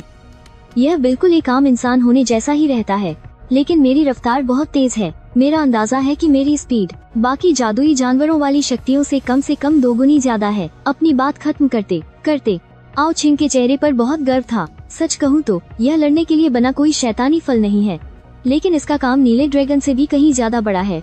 इस तबाही के दौर में खजाना ढूंढना, असली खजाना किसे कहेंगे, यह तो सोचने वाली बात ही नहीं है। इसका सिर्फ एक ही जवाब है, शैतानी फल। खैर, पूरी तरह से ऐसा भी नहीं है, आगे चलकर कई रहस्यमयी दुनिया भी खुलेंगी। ऐसे में आओ छिंग की यह शक्ति हमें उन रहस्यमयी जगहों से और भी ज्यादा फायदे दिला सकती है। अरे हाँ, इस बिजली वाले फल को अपने खजाने की जगह में रख लो, यही जगह सबसे सुरक्षित है। बिजली वाले फल की शक्तियों को देखने के बाद मैंने वह बिजली वाला फल उसे सौंप दिया और अपने पॉइंट्स भी उन्हें दे दिए। हर किसी को 30 पॉइंट्स मिले ताकि वे इनसे 3 तरह की हाकी की ट्रेनिंग ले सकें। भले ही आपके पास कोई शैतानी फल न हो, अगर आप अपनी हाकी की ताकत को सबसे ऊंचे स्तर तक ले जाए ना, तो भी आप बहुत शक्तिशाली बन सकते हैं। यहाँ तक कि अगर आपके पास फल हो भी लेकिन आपकी हाकी कमजोर है, तो इस तबाही की दुनिया में आप धीरे धीरे खत्म हो जाएंगे। इसके बाद मैंने उस दैवीय जगह से उन सबके लिए एक फौजी चाकू लिया और फिर सबको लेकर घर से बाहर निकल पड़ा। नीचे अब भी अनगिनत ज़ॉम्बीज़ पागलों की तरह घूम रहे थे। मैंने खुद को एक ड्रैगन इंसान में बदल लिया और अपने डंडे से एक ज़ॉम्बी को जोरदार मार गिराया, जिससे वह हिलने के लायक भी नहीं रहा। पापा, आप इस चाकू से इसका काम तमाम कर दीजिए। आओ हाय थोड़े झिझक रहे थे, माना कि सामने वाले ज़ॉम्बी हैं, लेकिन मरने से पहले वे भी तो इंसान ही थे, इसलिए उनके हाथ कांप रहे थे। भैया मुझे करने दो, मैं पापा को करके दिखाता हूँ। यह कहकर उसने अपनी लंबी तलवार बाहर निकाल ली। एक ही वार में उसने उस ज़ॉम्बी का काम तमाम कर दिया। अचानक एक बहुत ही सरांक भरी बदबू चारों तरफ फैल गई। आओ हाय ने अजीब सा मुंह बनाया, लेकिन एक डॉक्टर होने के नाते उन्हें ज्यादा डर नहीं लगा। मैंने फिर से उसी तरीके का इस्तेमाल करके एक और ज़ॉम्बी को काबू में कर लिया। इस बार लियू मेंगचियान ने खुद आगे बढ़कर उसे मारने की बात कही। दोनों लड़कियों को ऐसा करते देख आखिरकार आओ हाय भी अपने हाथों से वार करने के लिए तैयार हो गए। उसके बाद माँ लियू युन ने भी एक ज़ॉम्बी को मार गिराया। जहाँ तक लिन कुई की बात है, वो अकेले ही किसी भी ज़ॉम्बी को धूल चटा सकता था। एक मार्शल आर्ट्स कोच होने के नाते उसकी लड़ने की ताकत परिवार के बाकी लोगों से कहीं ज्यादा थी। अब उनके पास हाकी की ट्रेनिंग का तरीका भी आ चुका था और आर्मामेंट हाकी को जगाने के लिए शरीर को फौलाद बनाना और लगातार लड़ना बहुत जरूरी होता है। पापा, आप लोग घर के आस पास ही प्रैक्टिस करो, मैं जरा दूर जाकर उन ज़ॉम्बीज़ का सफाया करता हूँ। लड़ाई में अपने शरीर को तपाना ही ताकतवर बनने का असली मंत्र है। ज़ॉम्बीज़ से लड़ने का शरीर को मजबूत बनाने के अलावा एक और फायदा है, और वो है पॉइंट्स जमा करना। इस तबाही की दुनिया में यही हमारी नई करेंसी है। इन पॉइंट्स से हम न सिर्फ जादुई दुनिया से चीजें ले सकते हैं, बल्कि बाकी लोगों के साथ लेन देन भी कर सकते हैं, क्योंकि अब पहले वाला पैसों का सिस्टम पूरी तरह से खत्म हो चुका है। मुझे जाते हुए देखकर आओ चिंग ने जल्दी से मेरा हाथ पकड़ लिया और मिन्नतें करते हुए बोली, भैया मैं भी तुम्हारे साथ चलूंगी। बिल्कुल नहीं, घर के आस पास के कुछ ज़ॉम्बीज़ को तो मैं ही निपटा दूंगा, ताकि थकने पर तुम लोग घर जाकर आराम कर सको। मेरे साथ दूर जाना बहुत खतरनाक हो सकता है, और वैसे भी तुम्हारी जादुई शक्ति अभी लड़ने के लिए उतनी असरदार नहीं है। मुझे लग रहा है कि दक्षिण पश्चिम दिशा में कोई खजाना है, मैं तुम्हें उस खजाने तक ले जा सकती हूँ। यह सुनते ही मेरे माथे पर बल पड़ गए। खजाना? आओ चिंग की इस बात ने मुझे चौंका दिया। अब भला डेविल फ्रूट के अलावा और कौन सा खजाना हो सकता है? ठीक है, तुम मेरे पीछे पीछे रहना, और हाँ, यहाँ वहाँ बिल्कुल मत भागना। यह कहकर मैं आओ चिंग को लेकर दक्षिण पश्चिम की तरफ निकल पड़ा। हम दोनों ही अपने ह्यूमन बीस्ट वाले रूप में थे। उस खजाने वाले चूहे की रफ्तार देखकर मैं पूरी तरह दंग रह गया। अपनी तेज रफ्तार और जमीन में छुपने की कमाल की ताकत के दम पर वो ज़ॉम्बीज़ आओ चिंग को छू तक नहीं पा रहे थे। हालांकि आओ चिंग के हमलों में इतनी ताकत नहीं थी, लेकिन वो चकमा देकर उन ज़ॉम्बीज़ को ठिकाने लगा रही थी। जब मैंने अपने डंडे से एक और ज़ॉम्बी का सिर फोड़ा, तब तक आओ चिंग भी एक ज़ॉम्बी का सिर धड़ से अलग कर चुकी थी। लेकिन अपनी शक्तियों का लगातार इस्तेमाल करने की वजह से वो बुरी तरह हाँफने लगी थी। फिर भी वो बड़े मजे से मुझे अपना कमाल दिखा रही थी। उस लड़की के चेहरे पर साफ लिखा था, जल्दी से मेरी तारीफ करो। उसकी ये शक्ल देखकर मेरी हंसी छूट गई। मेरी चिंग चिंग तो सच में बहुत ताकतवर है। मेरी तारीफ सुनते ही उस लड़की की खूबसूरत आंखें खुशी से चमक उठीं और उसके गालों पर प्यारे से डिम्पल बन गए। लेकिन किसी भी लड़ाई में इस तरह अपनी जीत के नशे में चूर होना बहुत भारी पड़ सकता है। तभी पीछे से एक ज़ॉम्बी ने छलांग लगाई। वो आओ चिंग पर हमला करने वाला था। उसने हड़बड़ी में जमीन के अंदर छुपने की कोशिश की, लेकिन बहुत ज्यादा थक जाने की वजह से वो ऐसा नहीं कर पाई। वो ज़ॉम्बी उसके और करीब आता जा रहा था, और ठीक उसी पल मैंने अपने डंडे के एक ही जोरदार वार से उस ज़ॉम्बी को हवा में उड़ा दिया। आओ चिंग की सांसें अभी भी उखड़ी हुई थीं। मेरी तरह उसने 1 महीने तक पागलों की तरह ट्रेनिंग भी तो नहीं की थी और न ही उसके अंदर मेरी तरह पैदाइशी हुनर था। मेरे पॉइंट्स की मदद से उसे बस अपने शरीर को फौलाद बनाने की ट्रेनिंग करने का मौका मिला था। अभी तक उसकी असली ताकत जागृत नहीं हुई थी और वो ट्रेजर माउस का रूप भी उसकी ताकत को कुछ खास नहीं बढ़ा रहा था। वो अब तक इस लड़ाई में टिक पाई, ये सिर्फ इसलिए था क्योंकि वो रोजाना अच्छी खासी कसरत किया करती थी। रास्ता दिखाओ, मैं तुम्हें वहाँ ले चलता हूँ। आओ चिंग ने अपनी तलवार को ट्रेजर स्पेस में रखा और जानवर के रूप में बदलकर मेरे कंधे पर आ बैठी। मेरी हथेली के बराबर उस छोटी सी चूहिया ने ड्रैगन की स्केल से भरे मेरे गालों पर अपना मुंह रगड़ा। फिर मैंने सीधा अपने ड्रैगन वाले रूप में अवतार लिया और मेरी उस कानों को फाड़ देने वाली दहाड़ से पूरा आसमान गूंज उठा। रिहायशी इमारतों में छिपे अनगिनत लोग चौंक गए और उन्होंने एक एक करके अपने सिर बाहर निकाले। तभी उन्होंने एक नीले ड्रैगन को बादलों को चीरते हुए सीधे आसमान की ऊंचाइयों में जाते देखा। अरे बाप रे, नीले ड्रैगन वाले बॉस हमारे बियान शहर में आ गए हैं। क्या वो मुंह शहर के सारे ज़ॉम्बीज़ का खात्मा कर पाएंगे? किसी ने आसमान में उड़ते नीले ड्रैगन का वीडियो बना लिया और उसे तुरंत दिव्य अंतरिक्ष के कम्युनिकेशन चैनल पर अपलोड कर दिया। उन लोगों में ज़ॉम्बीज़ से लड़ने की हिम्मत नहीं थी, इसीलिए वो बस अपने घरों में दुबके रहे और दिव्य अंतरिक्ष के जरिए दुनिया भर के लोगों से बातचीत करते रहे। बियान शहर के ठीक ऊपर आओ चिंग ने मुझे जिस दिशा का इशारा किया, मैं उसी तरफ बढ़ गया और जल्द ही हम उस जगह पहुंच गए जहां खजाना छिपा था। खजाना चूहे का रूप लिए आओ चिंग अपनी छोटी सी नाक से जोर जोर से सूंघने लगा। हम खजाने के जितने करीब जा रहे थे, उसकी बेचैनी उतनी ही बढ़ती जा रही थी। हाँ, वो उस जंगल में है। आसमान से जमीन पर उतरने के बाद हमने वापस इंसानी रूप लिया और तेजी से उस घने जंगल की तरफ दौड़ पड़े। यहाँ आस पास ज्यादा लोग नहीं थे और ज़ॉम्बीज़ भी ना के बराबर थे। बस 2-3 ज़ॉम्बीज़ यहाँ वहाँ भटक रहे थे, जिन्हें मैंने पल भर में ही ढेर कर दिया। अचानक आओ चिंग जोर से चिल्लाया। एक बड़े से देवदार के पेड़ के नीचे एक अजीब सी शक्ल वाला आदमी अपने हाथों में दिल के आकार का एक लाल फल पकड़े खड़ा था। वो खुशी से पागल हो रहा था। वो अभी शहर से अपनी जान बचाकर भागा था। उसने सोचा था कि वो शहर के बाहर इस सुनसान जगह पर छिप जाएगा, लेकिन किसे पता था कि इस जंगल में उसे किस्मत से एक डेविल फ्रूट मिल जाएगा। वो कोई वन पीस का फैन नहीं था, इसलिए वो नहीं जानता था कि ये कौन सा फल है, लेकिन दिव्य अंतरिक्ष के फोरम पर पढ़कर उसे इतना जरूर पता था कि ये जो भी है कोई बहुत बड़ा खजाना है। अरे वाह, अब तो मुझ वांग डेफा की किस्मत खुलने वाली है। ये कहते हुए उसने अपने पीले दांत दिखाए और फल को खाने ही वाला था। मेरा और आओ चिंग का चेहरा पीला पड़ गया। अब बहुत देर हो चुकी है। मैंने तुरंत अपने मुंह से गर्म हवा का एक जोरदार झोंका छोड़ा और फिर मैं और आओ चिंग तेजी से भागते हुए वहां पहुंचे। राख के ढेर में डेविल फ्रूट को सही सलामत देखकर हमने जल्दी से उसे उठा लिया। एक बार प्रलय झेलने के बाद अब मेरे अंदर किसी के लिए कोई दया नहीं बची थी। हालांकि आओ चिंग को थोड़ा बुरा लग रहा था, क्योंकि ये उन उसूलों के खिलाफ था जो उसने बचपन से सीखे थे। जो ताकतवर है वही सही है, यही इस दुनिया का नियम है। अगर मेरे पास इतनी ताकत नहीं होती और मुझे ये डेविल फ्रूट मिल भी जाता, तो पकड़े जाने पर मेरा भी यही हश्र होता। आओ चिंग ने चुपचाप हामी भरते हुए सिर हिलाया। हालांकि प्रलय का उसे भी इंसानों का खौफनाक और घिनौना चेहरा दिख गया था। मेरी बहन को भी ये कड़वा सच पता था, लेकिन फिर भी उसे अंदर से बहुत दुख हो रहा था। उसने कसकर मेरा हाथ पकड़ लिया और मेरे साथ उस फल को देखने लगी। वो दिल के आकार का एक लाल फल था, जिस पर काले रंग के घुमावदार निशान बने थे। वन पीस के पक्के फैन होने के नाते हम दोनों ने उस फल को तुरंत पहचान लिया।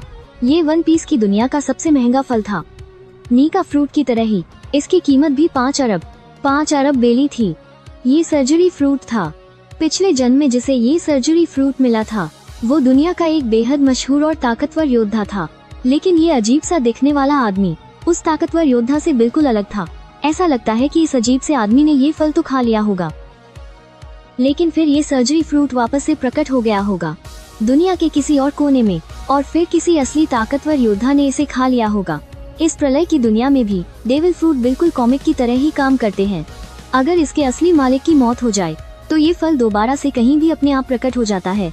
इसीलिए बाद में बहुत से ताकतवर लड़ाके उन कमजोर लोगों का शिकार करने लगे जिनके पास फ्रूट की ताकत थी, ताकि वो उस प्रकट हुए नए फल को खुद हासिल कर सके। हालांकि इसमें कामयाबी बहुत कम ही मिलती थी, क्योंकि कोई नहीं बता सकता कि फल दोबारा कहाँ प्रकट होगा।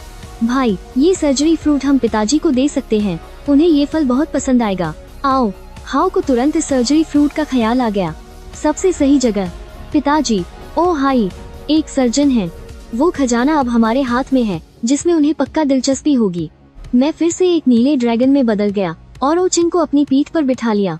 हम तेजी से घर लौट आए। माता पिता थक चुके थे, इसलिए वो पहले ही घर आकर आराम कर रहे थे। लियू मिंग बड़े ही मन से उन दोनों की सेवा कर रही थी, जिससे उन्हें काफी आराम मिल रहा था। वहीं लिन कुई अभी भी अकेला नीचे था और लड़ रहा था। वो जानता था कि सिर्फ मेरी शरण में आना काफी नहीं है। अगर उसे भविष्य में मेरा खास बनना है तो उसे अपनी ताकत बढ़ानी ही होगी।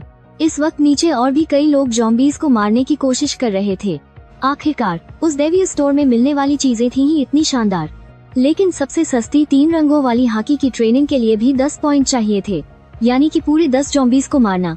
लोगों ने चाकू, फावड़े और डंडे जैसे घर के हर उस हथियार को निकाल लिया था जिससे वो ज़ॉम्बीज़ से लड़ सके, लेकिन ज़ॉम्बीज़ की ताकत, रफ्तार और बचाव उनसे कहीं ज्यादा था। आए दिन कोई न कोई उनका शिकार बन ही जाता था, या फिर पकड़े जाने पर संक्रमित होकर खुद एक नया ज़ॉम्बी बन जाता। लिन कुई ने मुझे वापस आते देखा और तुरंत मुझे मेरे जाने के बाद का सारा हाल बताया। मैंने कहा, बहुत बढ़िया काम किया तुमने। अगर थक गए हो तो जाकर आराम कर लो। मैं लिन कुई के काम से बहुत खुश था। इस प्रलय वाली दुनिया में जिंदा रहने के लिए यही जी तोड़ मेहनत और हिम्मत सबसे जरूरी है। मेरे दिए गए पॉइंट से 3 रंगों वाली हॉकी की ट्रेनिंग खरीदने के बाद, हालांकि अभी तक उसकी हॉकी नहीं जागी थी। नहीं, मुझे अभी और लड़ना है।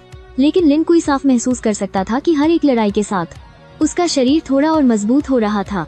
वो एक कॉम्बैट कोच है जिसने अपने शरीर की पूरी क्षमता का इस्तेमाल कर लिया था। उसने बहुत लंबे समय से अपनी ताकत बढ़ने का ऐसा मजा महसूस नहीं किया था, इसलिए वो मेरे दिए गए इस मौके की बहुत कदर कर रहा था। अगर मैं न होता तो भले ही उसे 10 ज़ॉम्बीज़ को मारने का भरोसा था, लेकिन इसमें उसे कम से कम 5 दिन लग जाते। ठीक है, लेकिन अपनी क्षमता के हिसाब से ही लड़ना, खुद पर ज्यादा जोर मत डालना। इसके बाद मैं ओचिंग को लेकर ऊपर गया। दरवाजे से अंदर घुसते ही मैंने देखा कि लियू मिंगचियन मेरी माँ लियू यून के पैर दबा रही थी। उन दोनों बुजुर्गों का शरीर भले ही तंदुरुस्त हो, लेकिन उम्र तो हो ही गई है ना। इतनी भयानक लड़ाई के बाद उनके शरीर में बहुत दर्द हो रहा था। लियू मिंगचियन की मालिश का तरीका भले ही एकदम सही न हो, लेकिन किसी के पैर दबाने से काफी आराम मिल रहा था। मालिक, मुझे अंदर आते देख। लियू मिंगचियन ने तुरंत बड़े ही आदर से मुझे मालिक पुकारा। ये लड़की सच में बहुत समझदार है। मेरी पार की नजर कमाल की है। लिन टोंग और लियू मिंगचियन, इन दोनों को ही आगे निखारना फायदे का सौदा रहेगा। कमरे में आते ही ओचिंग ने मेरी बाह छोड़ी और कूदकर पिताजी के पास चली गई। कुछ कहते हुए उसने बड़े ही गर्व से अपने कपड़ों से सर्जरी फ्रूट निकाला और उसे पिताजी की आंखों के सामने रख दिया। ये लीजिए, पैरामिशिया टाइप का सर्जरी फ्रूट। पिताजी, आप एक डॉक्टर है ना, आपको इसकी ताकत पक्का बहुत पसंद आएगी। जैसे ही वो सर्जरी फ्रूट सामने आया, उसे देखकर लियू मिंगचियन का दिल जोर से धड़क उठा, लेकिन उसने तुरंत खुद को संभाला और पूरी लगन से माँ के पैर दबाती रही। हालांकि अंदर से वो पूरी तरह हिल गई थी, लेकिन अपने फैसले पर अब उसे और भी ज्यादा खुशी हो रही थी। लेकिन पिताजी कुछ खास एक्साइटेड नहीं लगे। आखिरकार उन्होंने वन पीस एनीमे जो नहीं देखा था, उन्होंने अपनी बेटी के हाथ से वो फ्रूट लिया और बड़ी उत्सुकता से उसे देखने लगे। सर्जरी फ्रूट, क्या इसे खाने के बाद मैं सर्जरी कर पाऊंगा? अरे, पर मुझे तो सर्जरी करनी वैसे भी आती है। क्या इससे मेरी सर्जरी और भी सटीक हो जाएगी? सर्जरी फ्रूट एक अलग स्पेस बना सकता है जिसके अंदर आप किसी भी चीज को काट सकते हैं और यहाँ से वहाँ टेलीपोर्ट भी कर सकते हैं। ओचिंग का समझाने का तरीका थोड़ा अटपटा सा था। पापा को अभी भी कुछ समझ नहीं आ रहा था, तो उसने सर्जरी फ्रूट का एक वीडियो निकालकर उन्हें दिखाया। ओ हाय की हैरानी बढ़ती जा रही थी। वाकई ये डेविल फ्रूट तो बेकमाल की चीज है। लेकिन बेटा, मेरी उम्र हो चुकी है, ये फ्रूट तुम दोनों भाई बहन ही रख लो। पापा, अगर आप और माँ तातावर रहेंगे तो मैं भी बेकर होकर अपना काम कर सकूंगा, वरना मेरा ध्यान हमेशा घर की फिक्र में ही अटका रहेगा। मैंने जानबूझकर ऐसा कहा था, और जैसा कि मैंने सोचा था, मेरी बात सुनकर ओ हाय मान गए। आखिरकार कोई भी माँ बाप अपने बच्चों पर बोझ नहीं बनना चाहता।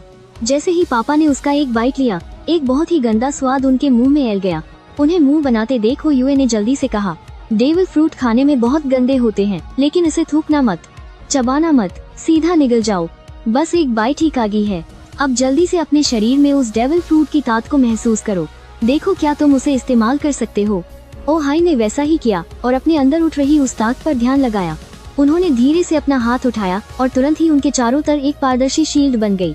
फिर उनकी नर पास ही रखी एक पोछे पर गई और उन्होंने बस अपने मन में एक ख्याल किया। अगले ही पल वो उस पोछे की जगह पहुंच गए। ये देखकर मैं और ओचिंग खुशी से उछल पे।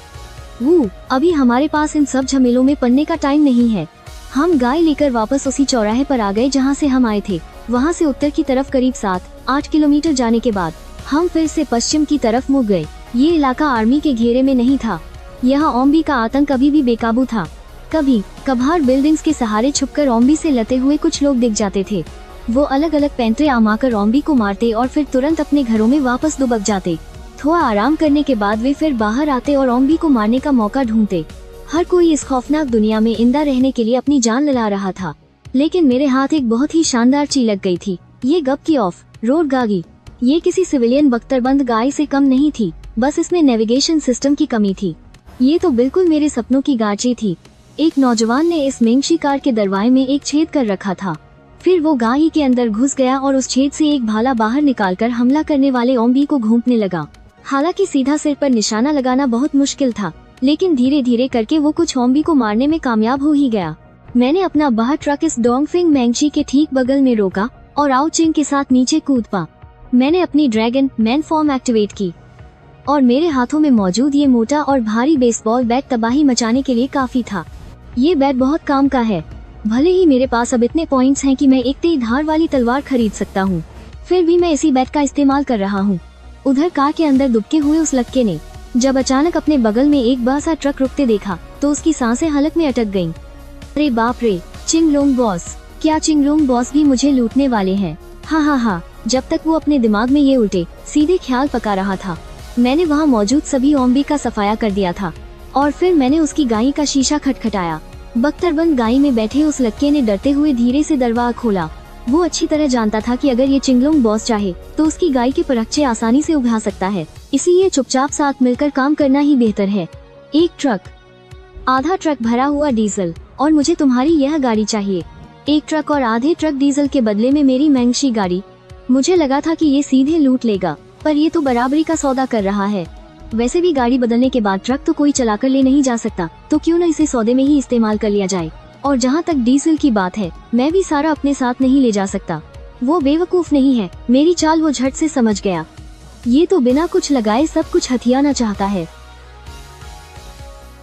मुझे कुछ नहीं चाहिए, बस आप मुझे अपने साथ ले चलो। ये गाड़ी मैं आपको गिफ्ट कर दूंगा। पिछले 2 दिनों से इस तबाही में जिंदा रहने के बाद उसे इस प्रलय का खौफ अच्छे से समझ आ गया है। अब अगर कोई ताकतवर इंसान मिल रहा है तो उसका साथ पकड़ने में कैसी देरी। मेरी तो बोलती ही बंद हो गई। कितना बेशर्म है ये बंदा। मुझे और भी काम है, मैं तुम्हें साथ नहीं ले जा सकता। एक काम करते हैं, 30 पॉइंट्स तुम्हारे लिए 3 रंगों वाली हॉकी की तकनीक लेने के लिए काफी होंगे। अरे बॉस, मुझे अपने साथ ले चलो ना। मैंने जंगल में जिंदा रहने की ट्रेनिंग ली है, मैं बहुत कुछ कर सकता हूँ। मुझे साथ ले लो ना। ये बंदा तबाही वाले दिनों का पक्का दीवाना है। इसने खास तौर पर ये मोटी चादर वाली आर्मर्ड गाड़ी बनवाई थी और बाहर जिंदा रहने का सारा साजो सामान भी इकट्ठा कर रखा था। ये देखो, ये गाड़ी मैंने बनवाई है और वो सारे हथियार और सामान भी मैंने ही जुगाड़े हैं। मैं सच में बहुत काम आ सकता हूँ। देखो, मुझे और भी काम है, तुम्हें साथ ले जाना मुमकिन नहीं है, लेकिन मैं तुम्हारी हवेली में घुसे उन ज़ॉम्बीज़ को साफ करने में मदद कर सकता हूँ। तुम्हारे पास हॉकी तकनीक लेने के लिए 30 पॉइंट्स तो हैं ही। तुम भी धीरे धीरे खुद को ताकतवर बना सकते हो। हालांकि इस बंदे का मकसद तो पूरा नहीं हुआ, लेकिन हॉकी की ट्रेनिंग हासिल कर लेना भी कोई बुरी बात नहीं है। कम से कम इसके पास इस तबाही में जिंदा बचने की एक पक्की उम्मीद तो आ ही जाएगी। मैं और जियाओ छिंग इस लड़के को लेकर उसकी हवेली के अंदर गए और उसके ज़ॉम्बी बन चुके परिवार वालों और पालतू कुत्ते को मार गिराया। अब अच्छे से अपनी ट्रेनिंग करना, तुम भी इस तबाही की दुनिया में एक ताकतवर इंसान बन सकते हो। बॉस, मेरा नाम लिंग तियान है। क्या आप मुझे अपना नाम बता सकते हैं? अगर मुझे आपसे मिलना हो तो मैं आपको कहाँ ढूंढने आऊँ? मेरे पीछे कुछ ज्यादा ही हाथ धोकर पड़ा है, पर इसे बताने में कोई हर्ज भी नहीं है। अगर इस बंदे में सच में कोई खास टैलेंट हुआ तो आगे चलकर ये मेरे काम आ सकता है। मेरा नाम आओ हाउ है, मैं बियानचेंग का रहने वाला हूँ। अगर तुम पैदल चलकर बियानचेंग तक आ गए तो मैं तुम्हें अपनी टीम में रखने के बारे में सोच सकता हूँ। आओ हाउ, है ना? बस पैदल चलकर बियानचेंग ही तो जाना है। मैं ये जरूर करूँगा। सच कहूँ तो इन ज़ॉम्बीज़ को मारने का कोई फायदा नहीं है। भले ही तुम इनका सिर धड़ से अलग कर दो, फिर भी ये मरे हुए ज़ॉम्बीज़ दूसरे ज़ॉम्बीज़ का निवाला बन जाएंगे और इससे उनका इवोल्यूशन शुरू हो जाएगा। अगर ज़ॉम्बीज़ का पूरी तरह से नामोनिशान मिटाना है तो उन्हें जिंदा जलाना होगा, उनकी लाशों को पूरी तरह राख करना होगा। लेकिन जब इन ज़ॉम्बीज़ की लाशों को जलाया जाता है तो उनके शरीर में जमा नमी हवा में घुलने लगती है जिससे हवा में ज़ॉम्बी वायरस का खतरा और भी ज्यादा बढ़ जाता है। इससे कमजोर शरीर वाले इंसान बड़ी आसानी से इसके शिकार हो सकते हैं। और तो और भारी गर्मी में यह ज़ॉम्बी वायरस और भी तेजी से फैलता है और कई गुना ज्यादा खतरनाक बन जाता है। ये सच में एक बहुत बड़ी दुविधा है। इससे बचने का इकलौता तरीका हॉकी की ट्रेनिंग लेना है। इस तकनीक में अपने शरीर को लोहे जैसा मजबूत बनाया जाता है। जब शरीर अपनी सबसे ताकतवर हद तक पहुंच जाता है तो फिर न ज़ॉम्बी वायरस का कोई डर रहता है और न ही ज़ॉम्बीज का। बाकी सारे तरीके बस थोड़ी देर का ही इलाज है। काश तुम्हारी इन्वेंट्री का स्पेस थोड़ा और बड़ा होता तो हम ये सारा डीजल अपने साथ ले जा सकते थे। अब हमारे पास ईंधन बहुत कम है तो हमारी तलाश करने की सीमा भी कम हो गई है। तुम्हें क्या लगता है कि मैं ऐसा नहीं चाहता? फायरस्टोन की ताकत को बढ़ाना कोई बच्चों का खेल थोड़ी है। और हाँ, ये जंक फूड खाना थोड़ा कम कर दो। थकने पर ईश्वरीय दुकान से एक रसीला मांस ले लेना, इससे शरीर को बहुत अच्छी ताकत मिल जाती है।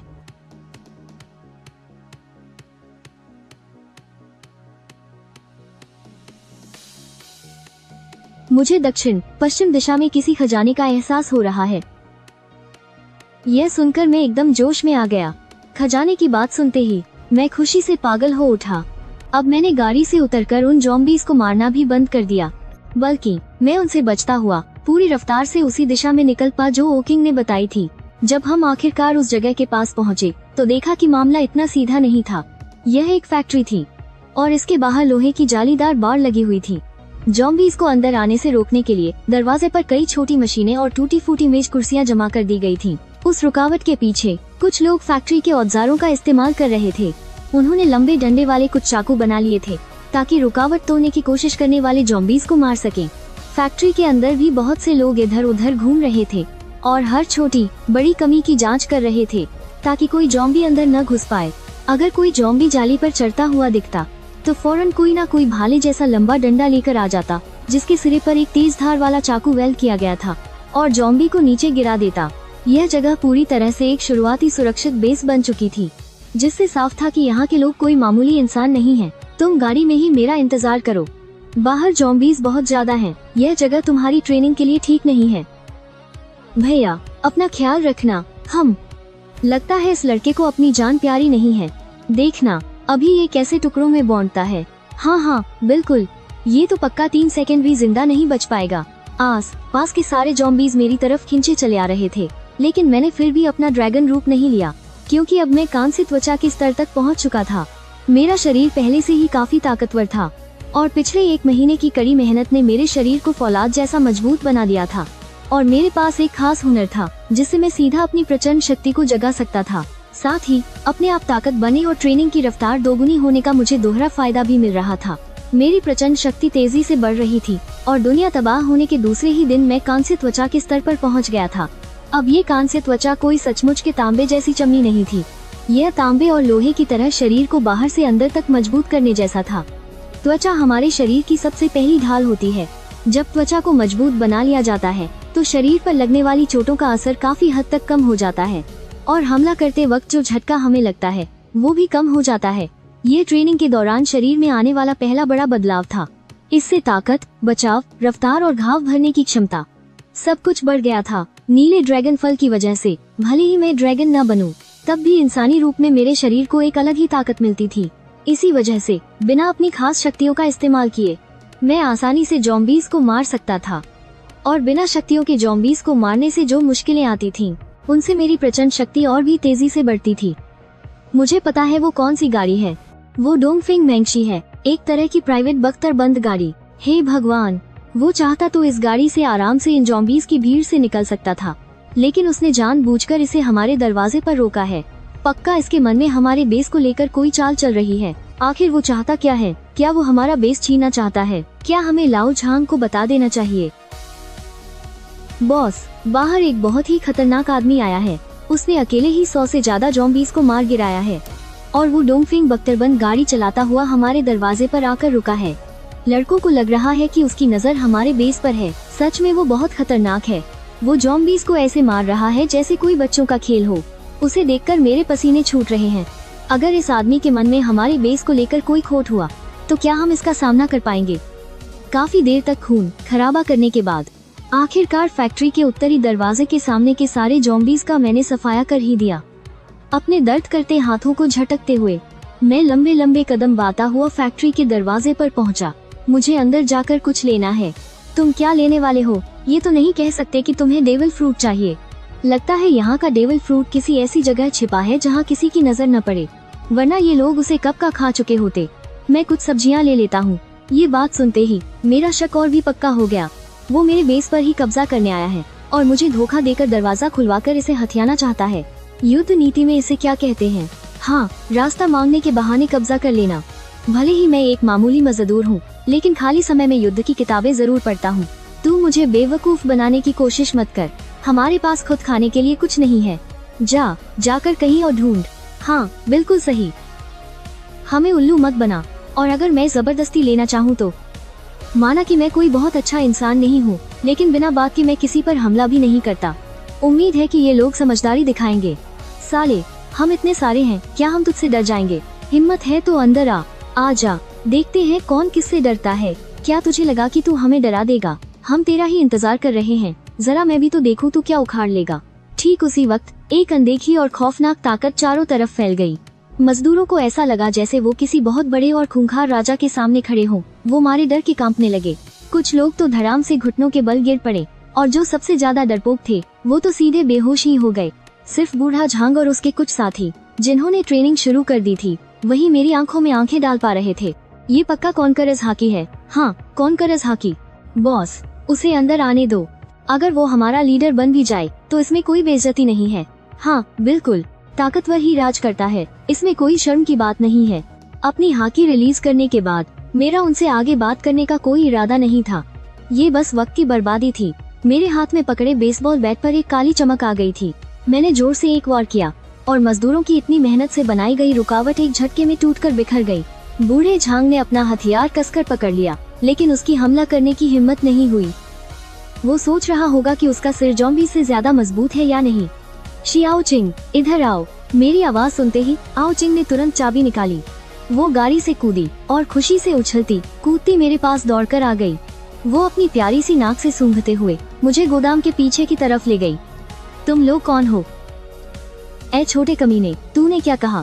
तेरी हिम्मत कैसे हुई मुझसे इस तरह बात करने की? अभी तुझे दरवाजे पर लटका कर जॉम्बीज के आगे डाल दूंगी। ओहो, साथ में एक खूबसूरत सी बच्ची भी लेकर आया है। इसे किस क्लब से उठा लाया? हमारे कारखाने के लड़कों के साथ इसे बड़ा मजा आएगा। उसने जुयान को मार डाला। मैं तुझे जिंदा नहीं छोड़ूंगा। भाइयों, एक साथ हमला करो। हमारी औरत की बेइज्जती हुई है। इस कमीने को जिंदा मत छोड़ना। अगर कोई मुझे गाली दे तो शायद मैं कुछ न करूं, लेकिन अगर कोई मेरे परिवार को कुछ कहेगा तो मैं उसकी जान लेकर ही मानूंगा। शियाओ चिंग, कई बार इंसानों का काला दिल इन खूंखार जॉम्बीज से भी ज्यादा भयानक होता है। अब तुम जॉम्बीज को तो बिना डरे मार सकती हो, लेकिन क्या तुम किसी इंसान को मार सकती हो? दुनिया के नियम अब खत्म हो चुके हैं। अगर कोई तुम्हें सताए या बेइज्जत करे तो उसे ऐसा सबक सिखाओ जो वो मरते दम तक याद रखे। अगर इस तबाह हुई दुनिया में जिंदा रहना है तो ये फालतू की दया दिखाना छोड़ दो। अगर कोई मुझसे पंगा नहीं लेता तो मैं भी उसे कुछ नहीं कहता, लेकिन अगर किसी ने मुझसे पंगा लिया, चाहे वो कितनी भी दूर हो, मैं उसे मार कर ही दम लूंगा। वो एक डेविल फ्रूट यूजर है। मुझे माफ कर दो प्लीज, मुझे मत मारो। मैं तुम्हारे हाथ जोता हूँ। हमें जाने दो, हमने कुछ नहीं किया है। शियाओ चिंग, इन नियमों को भूल जाओ। हमें दुश्मनों को जद से उखा फेंकना होगा। जब दुश्मनी मोल ले ही ली है तो उनका नामो निशान ही मिटा देना चाहिए ताकि कोई खतरा न बचे। भैया, जिसने आपको बुरा भला कहा था वो तो मारा गया ना। ये लोग तो बेसूर हैं, इन्हें जाने दो ना। शियाओ चिंग, अब ये दुनिया पहले जैसी नहीं रही। यहाँ एक छोटी सी बात पर भी जंग छिड़ जाती है और हर जंग का अंत किसी न किसी की मौत से ही होता है। अपने पिछले जन्म में मुझे लगता था कि सिर्फ उन लोगों को मार देना ही काजी है जिनसे मेरी दुश्मनी है। मुझे लगता था कि मैं बहुत पत्थर दिल हूँ, लेकिन मेरी उसी दयालुता ने मेरी जान ले ली थी। इस जन्म में लोग भले ही मुझे शैतान कहें, लेकिन मैं अब किसी पर भी घारा सा भी तरस नहीं खाऊंगा। आओ चिंग को जिस जगह का एहसास हुआ था हम वहाँ पहुँचे। ये एक फैक्ट्री की कैंटीन का ऊट गोडाउन था। मैंने एक ही वार में उस दरवाजे को तोड़ डाला और फिर नीचे दबी हुई चिंग को ढूंढ निकाला। फलों की एक टोकरी में एक डेविल फ्रूट रखा था। ये किस तरह का फल था मुझे अभी भी नहीं पता था। हम जैसे ही फैक्ट्री के दरवाजे पर पहुँचे, हमने देखा कि कोई हमारी गाड़ी लेकर भाग रहा है। भले ही आओ चिंग ने चाबी निकाल ली थी, लेकिन दुनिया में ऐसे चोरों की कमी थोड़े ही है जो बिना चाबी के ताला खोल लें। मैंने तुरंत एक नीले ड्रैगन का रूप लिया और आओ युए को अपनी पीठ पर बैठाकर आसमान में उड़ गया।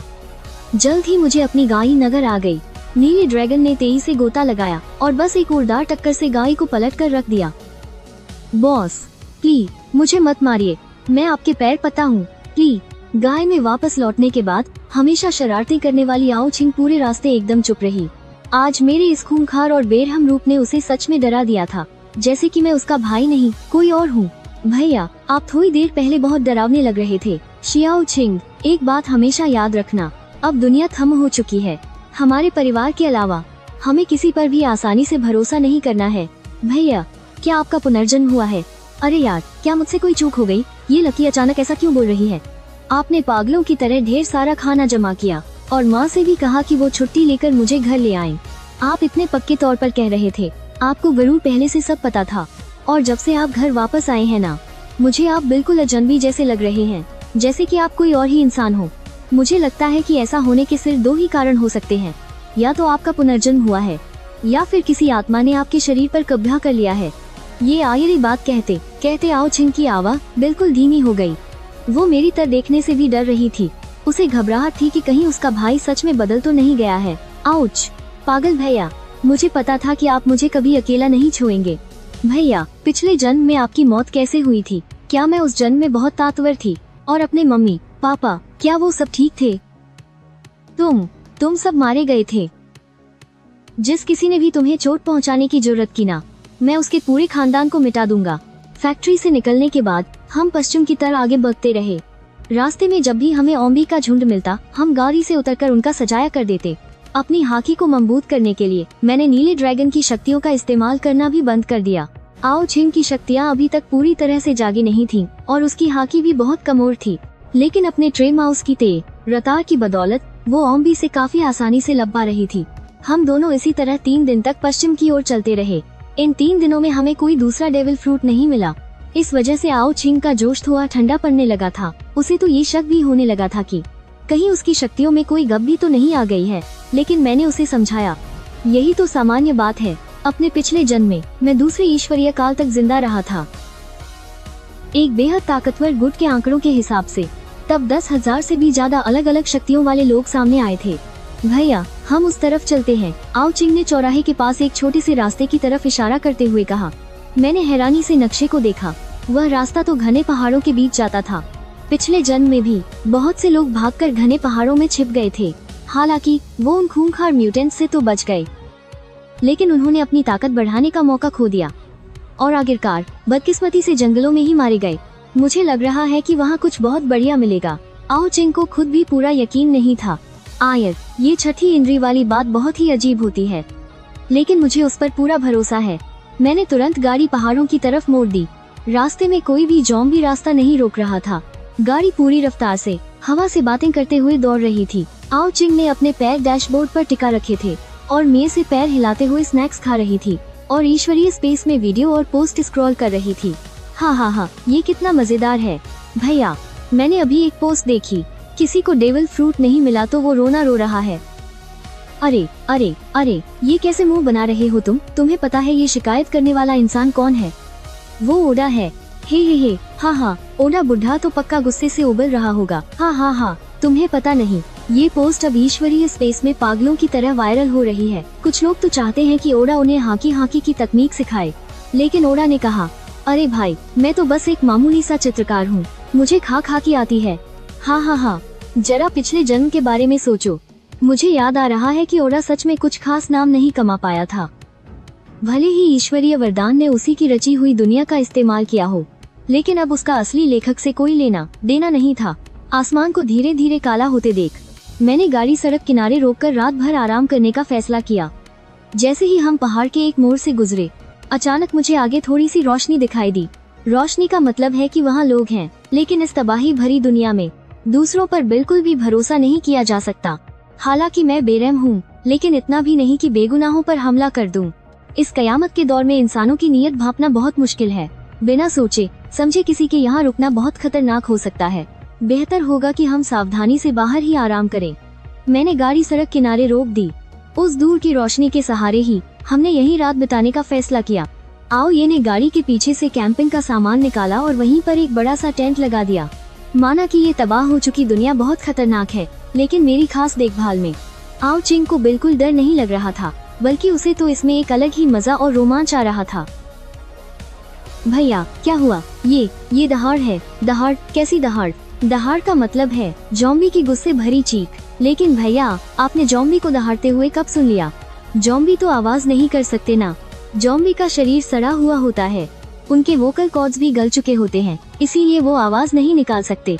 लेकिन जैसे जैसे जॉम्बी इवॉल्व होते हैं, उनका शरीर धीरे धीरे खुद को ठीक करने लगता है और उनमें शरीर के बुनियादी काम करने की ताकत वापस आ जाती है, जैसे कि बोलना। लेकिन आवाज निकालने के लिए उनका कम से कम एक स्टार जॉम्बी होना जरूरी है। एक स्टार? अभी जो म्यूटेंट जॉम्बी बने हैं वो तो बस बिना किसी लेवल वाले आम जॉम्बी हैं। उनकी ताकत बस थोड़ी सी ज्यादा होती है, हड्डियां थोड़ी सख्त होती हैं, लेकिन उन्हें मारना कोई मुश्किल काम नहीं है। एक आम इंसान भी उन्हें आसानी से खत्म कर सकता है। लेकिन जब वो इंसानों का मांस खाते हैं तो उनका शरीर पूरी तरह से ठीक हो जाता है और तब उनकी रफ्तार कहीं ज्यादा तेज हो जाती है। वो बिल्कुल इंसानों की तरह लड़ना सीख जाते हैं और उसी वक्त वो एक स्टार जॉम्बी बन जाते हैं। इन्हें मीट जॉम्बी भी कहा जाता है। इन खूंखार मीट जॉम्बीज का सामना करने के लिए तुम्हारी ताकत कम से कम कॉपर स्किन लेवल तक होनी चाहिए। अब ये जगह बिल्कुल भी सुरक्षित नहीं है, तुम वापस गाड़ी में जाओ। अगर बात सिर्फ सामने वाले की होती तो ठीक था, लेकिन अगर ये 2 स्टार वाला ज़ॉम्बी निकला तो हम बड़ी मुसीबत में पड़ जाएंगे। मेरी ताकत अभी सिर्फ कॉपर स्किन लेवल तक ही है। इस तरह के खतरनाक ज़ॉम्बी से लड़ने के लिए आयरन बोन लेवल का होना जरूरी है। लेकिन दुनिया तबाह हुए अभी मुश्किल से 5-6 दिन ही तो हुए हैं। ज़ॉम्बीज़ का इवोल्यूशन इतनी जल्दी नहीं होना चाहिए। मैंने आओ छिंग को सुरक्षित आर्मर्ड गाड़ी में भेजा और खुद को ड्रैगन के रूप में बदल लिया। फिर अपना लोहे का डंडा उठाया और उस तरफ चल पड़ा जिधर से वो भयानक आवाज आ रही थी। पास पहुंचने पर मैंने देखा कि जिस जगह से रोशनी आ रही थी वो एक बहुत ही पुराना और खंडहर हो चुका मंदिर था। लेइज़ो मंदिर इन सुनसान जंगलों के बीच छिपा हुआ था और इसकी हालत भी काफी खस्ता थी। ये पक्का कोई दिखावे वाला या कमर्शियल मंदिर नहीं था। असली तपस्वी तो बस यही मिल सकते हैं। हाँ, बचाओ, कोई मुझे बचाओ। राक्षस, हाँ, ये सुनकर मेरा तो दिमाग ही खराब हो गया। इतना हट्टा कट्टा इंसान और अंदर से इतना डरपोक। मैंने मंदिर के अंदर कदम रखा ही था कि तभी मुख्य हॉल की पुरानी दीवार एक जोरदार धमाके के साथ गिर पड़ी। वहाँ एक बूढ़ा आदमी था जिसकी त्वचा बिल्कुल काली पड़ चुकी थी और उसने तपस्वियों वाले कपड़े पहने हुए थे। वो पागलों की तरह एक इंसान पर झपटकर उसे नोच रहा था। जमीन पर पहले से ही कई बेगुनाहों की लाशें बिखरी पड़ी थीं। वो नजारा सच में बहुत खौफनाक था। आवाज सुनकर उस बूढ़े तपस्वी ने पीछे मुड़कर मेरी तरफ देखा। जैसे ही मेरी नजरें उसकी आंखों से मिली, मेरे दिल ने कहा, गड़बड़ है, ये कोई नॉर्मल ज़ॉम्बी नहीं है, ये तो एक जियांगशी है। शिकार को खाते वक्त भी उस बूढ़े के हाथ पैर बिल्कुल सीधे और अकड़े हुए थे। उसके सूखे हुए हाथों में लंबे लंबे नुकीले नाखून थे और मुंह में 4 खतरनाक नुकीले दांत। ये सारे लक्षण एक जियांगशी के ही होते हैं। जब एक नॉर्मल ज़ॉम्बी अपने इवोल्यूशन के अगले लेवल पर पहुंचता है तो वो भारी मात्रा में वायरस का इस्तेमाल करके अपने शरीर को लोहे जैसा बना लेता है। इस वजह से सारा वायरस उसके शरीर में ही जमा हो जाता है बिना पचे हुए। यही जमा हुआ वायरस उनके शरीर को एकदम कड़क कर देता है, लेकिन साथ ही उन्हें तांबे और लोहे जैसी ढाल भी दे देता है। इन्हें मारना बहुत मुश्किल होता है। शुक्र है कि इनकी कमजोरी अभी भी इनका सिर ही होता है। अगर इनका सिर काट दिया जाए या कुचल दिया जाए तो ये मर जाते हैं। साला, इतनी सुनसान जगह पर इसे इवॉल्व होने के लिए इतना सारा वायरस आखिर मिला कहाँ से? उस बूढ़े ज़ॉम्बी ने आधा खाया हुआ शरीर जमीन पर फेंका और हवा में छलांग लगाते हुए सीधा मेरी तरफ झपटा। उसका शरीर भले ही अकड़ा हुआ था, लेकिन सिर्फ एक ही छलांग में वो मेरे बिल्कुल सामने आ पहुंचा। मैंने खुद को बचाने के लिए तुरंत अपना बेसबॉल बैट आगे कर दिया। ज़ॉम्बी ने उस पर जोर से दांत गड़ा दिए और मेरे बैट पर उसके 4 दांतों के गहरे निशान छप गए। मैंने भी पलटवार करते हुए उसके मुंह पर अपने ड्रैगन की जोरदार गर्म भाप छोड़ दी, लेकिन इससे सिर्फ उसके बाल और कपड़े ही जले। उसकी चमड़ी थोड़ी सी काली जरूर पड़ी, पर उसे कोई खास नुकसान नहीं हुआ। वो बूढ़ा ज़ॉम्बी गुस्से से दहाड़ा और अपने नुकीले नाखूनों से मुझ पर दोबारा हमला कर दिया। Thunder bagua. हालांकि मुझे हॉकी का इस्तेमाल करना नहीं आता, लेकिन बिजली से चमकता हुआ मेरा बेसबॉल बैट सच में किसी थंडर बागुआ वाले हमले से कम नहीं लग रहा था। एक जोरदार धमाके और फिर हड्डियों के टूटने की हल्की सी आवाज आई। मेरा स्पेशल ऑर्डर पर बना भारी और मोटा बेसबॉल बैट बीच में से ही टूटकर 2 टुकड़ों में बौंध गया। और इस इतने दमदार हमले का नतीजा क्या निकला? सिर्फ इतना कि उसकी खोपड़ी पर एक मामूली सी दरार ही आ पाई थी। वो ज़ॉम्बी एक बार फिर से जोर से गुर्राया और अपने बदबूदार नुकीले दांतों से मेरी गर्दन को नोचने के लिए आगे बढ़ा। भाई छिंग, जल्दी से जमीन के नीचे छिप जाओ। जब तक मैं इसे मार न दूं, तब तक बाहर मत आना। मुझे लगा था कि ये कोई नॉर्मल ज़ॉम्बी होगा, पर किसे पता था कि ये 2 स्टार लेवल का खतरनाक ज़ॉम्बी निकलेगा। इस तरह के ज़ॉम्बीज़ में बेतहाशा ताकत होती है। इनका शरीर तांबे और लोहे जितना सख्त होता है। इंसानों की बनाई हुई आर्मर्ड गाड़ियाँ भी अब इसका वॉर नहीं झेल सकती। आओ छिंग भी समझ गया था कि वो कोई मदद नहीं कर सकता, इसलिए वो तुरंत एक खजांची चूहे में बदल गया और तेजी से जमीन के नीचे छिप गया। इस वक्त मेरी सांसें फूल रही थीं। लगातार 2 बार हॉट ब्रेथ और बिजली का जबरदस्त इस्तेमाल करने की वजह से मेरी बहुत सारी ऊर्जा छिन गई थी और अभी पड़े उस जोरदार वार ने तो मेरे शरीर के अंदर तक झकझोर कर रख दिया था, जिससे मेरा खून खौलने लगा था। तभी उस ज़ॉम्बी तांत्रिक ने एक और छलांग लगाई और तेजी से मेरे करीब आ गया। उसकी 10 काली और सूखी उंगलियां किसी खूंखार पंजों की तरह सीधे मुझे चीरने के लिए आगे बढ़ी। मैंने जोर से एक दहाड़ लगाई और अपने ड्रैगन के पंजों से उस ज़ॉम्बी की कलाइयों को जकड़ लिया। हम दोनों के बीच जबरदस्त जोर आजमाइश शुरू हो गई। हालांकि ये ज़ॉम्बी अब लेवल 2 का हो चुका था, जिसे हराने के लिए आमतौर पर एक फौलादी शरीर वाले योद्धा की जरूरत होती है, तभी कोई इसका मुकाबला कर सकता था। लेकिन नीले ड्रैगन की शक्ति से मजबूत हुए अपने इस शरीर के दम पर मैं उस ज़ॉम्बी को कड़ी टक्कर दे रहा था। हम दोनों ही अपनी पूरी ताकत झोंक रहे थे। उस ज़ॉम्बी ने एक बार फिर अपना सिर आगे किया तो मैंने भी मन ही मन ठान लिया और अपना सिर नीचे झुकाकर अपने सिर के ड्रैगन सींगों को सीधे उस ज़ॉम्बी के माथे पर दे मारा। मेरे ड्रैगन के सींग बहुत नुकीले थे और वो सीधे उसकी आंख के गड्ढे में जा घुसे। ज़ॉम्बी दर्द से तड़पते हुए जोर से दहाड़ा। उसके सिर पर बहुत गहरी चोट आई थी। अगर कोई आम जीव इस हमले का शिकार होता तो यकीनन उसी वक्त मारा जाता, लेकिन ज़ॉम्बी को तो दर्द महसूस ही नहीं होता। उसने अपना सिर पीछे की तरफ झटका और अपने सिर को मेरे सींगों से बाहर खींच लिया। इसके तुरंत बाद उसने एक खौफनाक दहाड़ लगाई और उसके हाथ भी हल्के से मुड़ गए। ये देखकर मेरी आंखें फटी की फटी रह गईं। ज़ॉम्बी का शरीर इसलिए अकड़ा हुआ होता है क्योंकि ज़ॉम्बी वायरस उसके शरीर में जमा हो जाता है और जब वो इस ज़ॉम्बी वायरस को पूरी तरह से सोखकर खुद में मिला लेता है तो उसका शरीर फिर से लचीला हो जाता है। अब इस ज़ॉम्बी के दोनों हाथों का हल्का सा मुड़ना इस बात का सबूत था कि वो ज़ॉम्बी वायरस को तेजी से सोख रहा है। मैं अब इस तरह से मुकाबला लंबा नहीं खींच सकता था। मैंने पूरी ताकत से एक दहाड़ लगाई और उस ज़ॉम्बी के हाथों को झटक कर दूर फेंक दिया और अपने नीले ड्रैगन वाले रूप में हवा में उड़ गया। मेरी ड्रैगन की पूंछ ने पलक झपकते ही उस ज़ॉम्बी पर जोरदार वार किया, जिससे वो लड़खड़ा कर गिर पड़ा। आसमान से कड़कती हुई बिजली गिरी, जिसने उसके शरीर को और भी बुरी तरह से झुलसा दिया। भले ही उस ज़ॉम्बी का शरीर फौलाद का बना था, लेकिन फिर भी उसके शरीर पर अनगिनत घाव हो गए। तभी बादलों के बीच से नीले ड्रैगन ने नीचे की तरफ गोता लगाया और अपने पंजों से उस ज़ॉम्बी के हाथों को जकड़ लिया और उसे हवा में उठा लिया। तेज तूफानी हवाओं की वजह से ज़ॉम्बी का संतुलन बिगड़ गया था और वो अपनी ताकत का इस्तेमाल नहीं कर पा रहा था। नीला ड्रैगन उसे सीधा आसमान में ले गया। मैंने एक भयानक दहाड़ लगाई और अपने पंजों की पूरी ताकत लगा दी। मैं उस ज़ॉम्बी को बीच से चीर कर 2 टुकड़ों में फाड़ देना चाहता था, लेकिन वो ज़ॉम्बी भी अंदर की तरफ पूरा जोर लगा रहा था। मैं उसे चीर ही नहीं पाया। मेरा स्तर अभी भी बहुत कमजोर था। भले ही नीले ड्रैगन का रूप लेने के बाद मैं उस ज़ॉम्बी पर भारी पड़ रहा था, लेकिन उसे जान से मारना बिल्कुल भी आसान नहीं था। और इसी पल भर की लड़ाई में मुझे ऐसा महसूस होने लगा था जैसे मेरी पूरी ताकत खत्म हो रही है। अगर मुझे ड्रैगन के रूप में सिर्फ उड़ना होता तो मैं और ज्यादा देर तक टिक सकता था, लेकिन लड़ाई करते हुए मैं इस रूप में ज्यादा देर तक नहीं रह सकता था। मैं एक बार फिर तेजी से बादलों की तरफ उड़ा और अपने पंजों में जकड़े उस ज़ॉम्बी को पूरी ताकत से नीचे जमीन की तरफ पटक दिया। एक बहुत बड़े धमाके की आवाज के साथ उस ज़ॉम्बी का शरीर सीधे उस मंदिर से जा टकराया। मंदिर के मुख्य हॉल में वो ज़ॉम्बी जोर से जमीन पर आ गिरा। इस टक्कर से उसका शरीर पूरी तरह से जख्मी हो गया था, लेकिन फिर भी वो नीचे नहीं गिरा। मैं भी उसके पीछे पीछे जमीन पर आ गया और वापस अपने इंसानी रूप में बदल गया। मेरी सांसें बहुत तेजी से चल रही थीं। ये पहली बार था जब मैंने अपनी पूरी ताकत के साथ नीले ड्रैगन के रूप में लड़ाई की थी। बेशक ये रूप बहुत ताकतवर है, लेकिन मेरे अभी के स्तर के हिसाब से इसे संभालना मेरे लिए बहुत मुश्किल हो रहा था। कैदो इसलिए इतना ताकतवर था क्योंकि वो अकेले ही किसी भी पूरे देश को तबाह करने की ताकत रखता था। अज्यू ड्रैगन फ्रूट तो बस सोने पर सुहागा है और मैं पूरी तरह से इसी की ताकत के भरोसे लड़ रहा हूँ। जमीन आसमान का फर्क है। तुम्हारा भाई अब दावत उड़ाएगा। मेरी ताकत थोड़ी वापस आ गई है और वो ज़ॉम्बी बाबा भी फिर से उठ खड़ा हुआ है। मैंने फिर से अपना आधा इंसान और आधा जानवर वाला रूप ले लिया और अपने ड्रैगन के पंजों पर आर्मामेंट हाकी लपेटकर उस ज़ॉम्बी से भिड़ गया।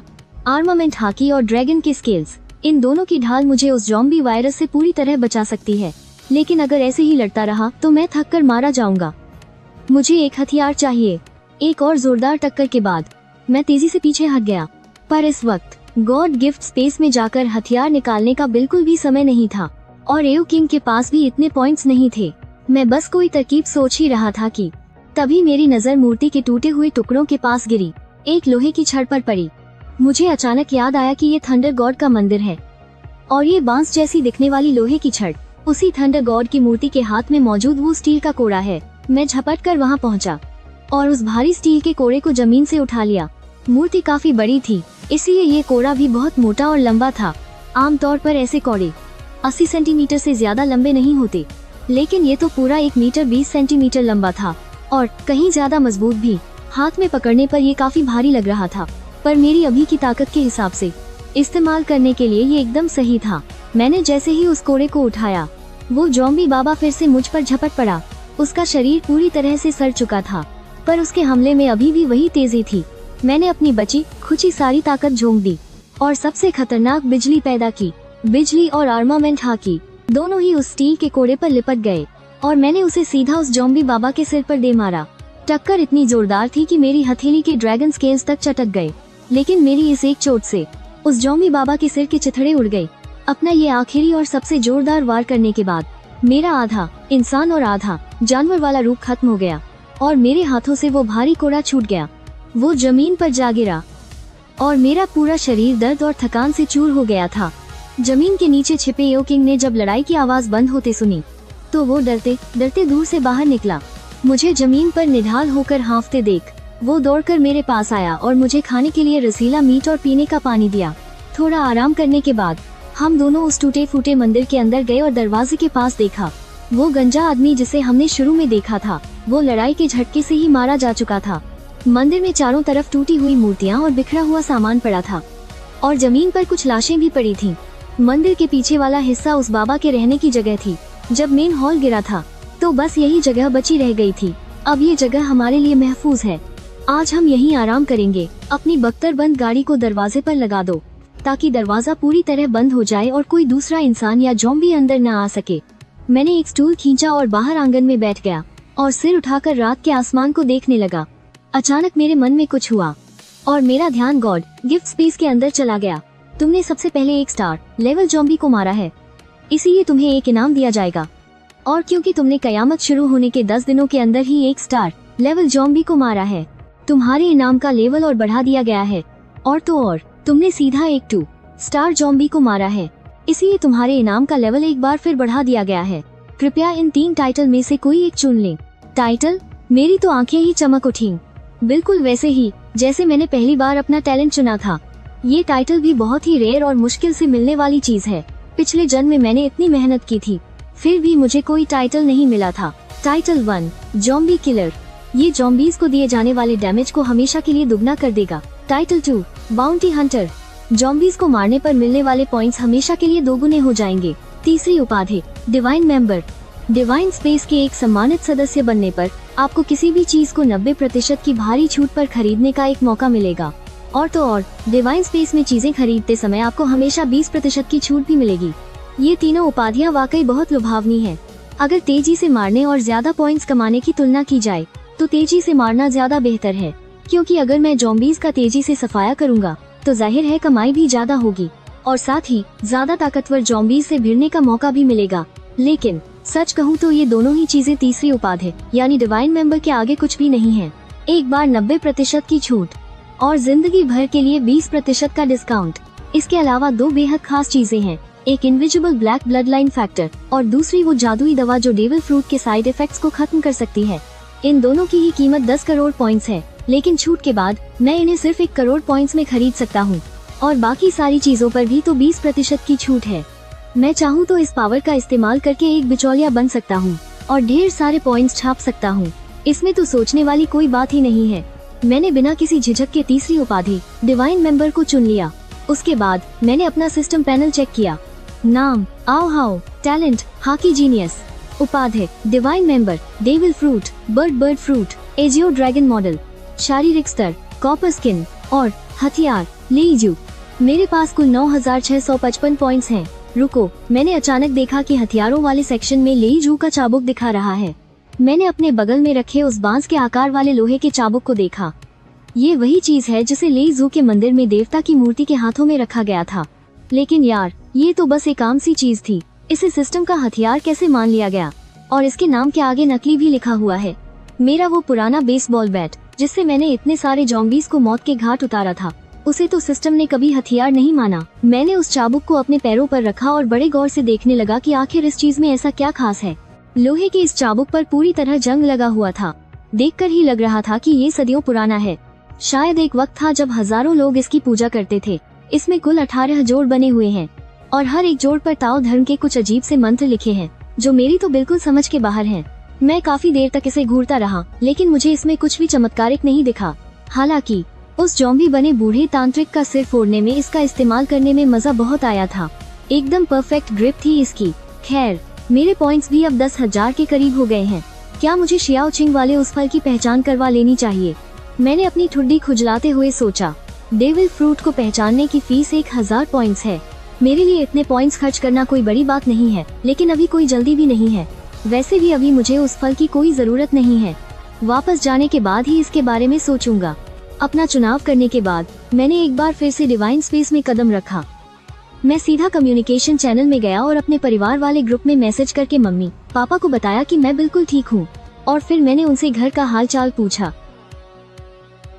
तब मुझे पता चला कि हमारे ऊपर वाले फ्लैट में रहने वाले चेन परिवार के बाप बेटे को भनक लग गई थी कि हमारे घर में राशन रखा है। उस वक्त घर पर सिर्फ मेरी माँ और लियू मेंगछान थी। मेरे पिता और मेंग कुई नीचे जॉम्बीज से लड़ रहे थे और उन दोनों ने इसी बात का फायदा उठाया। मेरी माँ इतनी भली है कि वो अपनी मर्जी से उन्हें कुछ राशन देने वाली थी, लेकिन उन दोनों बाप बेटे की नीयत ही खराब थी। हमारे घर में इतना सारा सामान देखकर लालच के मारे उनकी आंखें फटी की फटी रह गई। ऊपर से लियू मेंगछान की खूबसूरती देखकर उनकी नीयत और बिगड़ गई। उन दोनों ने सीधे सीधे मेरी माँ को जान से मारने की कोशिश की। वो हमारा राशन लूटना चाहते थे और मेंगछान पर हाथ डालना चाहते थे। भगवान का शुक्र है कि मेंगछान पहले से ही सतर्क थी। जैसे ही उन दोनों ने हमला किया, उसने पलटवार करते हुए उन दोनों को वहीं ढेर कर दिया। इस सब से मेरी माँ तो बुरी तरह डर गई थी। हालांकि उन्होंने भी कुछ जॉम्बीज को मारा था, लेकिन किसी इंसान का कत्ल होते हुए उन्होंने पहली बार देखा था। अरे हाँ, मुझे याद है उस बुढ़े चेन की एक बीवी और बेटी भी तो थी ना। वो दोनों कहाँ हैं? बॉस, उन दोनों को मैंने मार दिया है।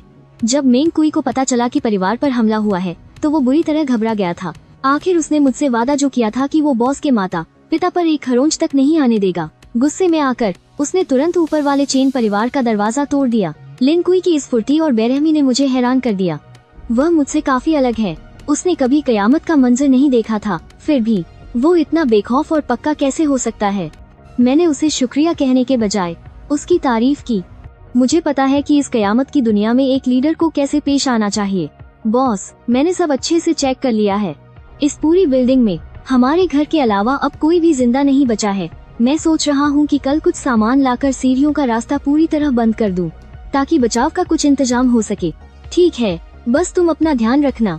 मैंने लिन कुई की बात से सहमति जताई। इसके बाद मैंने उन दोनों से उनके परिवार के बारे में पूछा।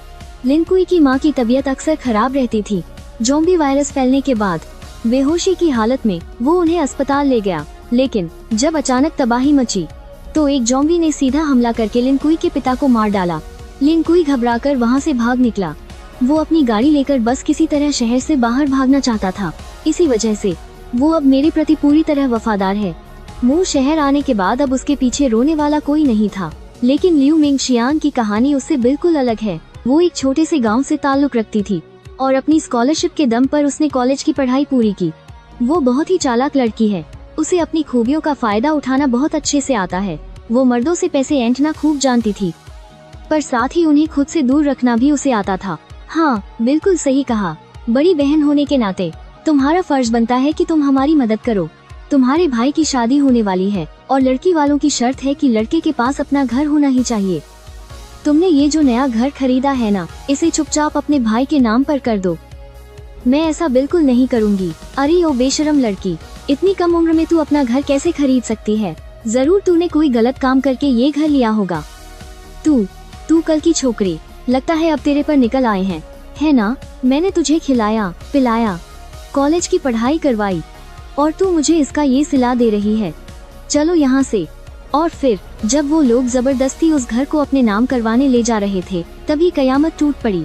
वो उस अफरा तफरी में वहाँ से भाग निकली। उसे अब बिल्कुल नहीं पता कि उसके माता पिता और भाई का क्या हुआ। वैसे भी अब उसे उनके जीने या मरने से कोई फर्क नहीं पड़ता। मैंने उनसे अपने सारे रिश्ते तोड़ दिए हैं। वो जिए या मरे, मुझे अब कोई परवाह नहीं। अब से मैं सिर्फ अपने मास्टर की हूँ। मैं आपके लिए कुछ भी करने को तैयार हूँ। उसकी ये बातें सुनकर मैंने एक गहरी सांस ली। ये कयामत की दुनिया बहुत बेरहम है। अगर ये दोनों मुझसे ना टकराए होते तो अब तक शायद रास्ते में ही कहीं मारे जा चुके होते। इस कयामत के दौर में यूं घर में दुबक कर बैठे रहना शहर के बाहर भागने के मुकाबले कहीं ज्यादा सुरक्षित है। खैर, इसके बाद मैंने उन्हें अपने इस सफर में देखी सुनी सारी बातें बताई। मैंने उन्हें एक बात तफसील से बताई और उन्हें आगाह किया कि वो उन म्यूटेंट ज़ॉम्बीज़ से बचकर रहें जो अब और भी खतरनाक हो चुके हैं। कॉल खत्म करने के बाद मैंने आओए से भी थोड़ी देर बात की। फिर मैंने अपने गॉड गिवन स्पेस में चेक किया कि कम्युनिकेशन चैनल पर कोई नई खबर आई है या नहीं, और फिर मैं गहरी नींद में सो गया। उधर दाऊवादी मंदिर के बाहर एक छोटी सी परछाई चुपके से उभरी। मास्टर,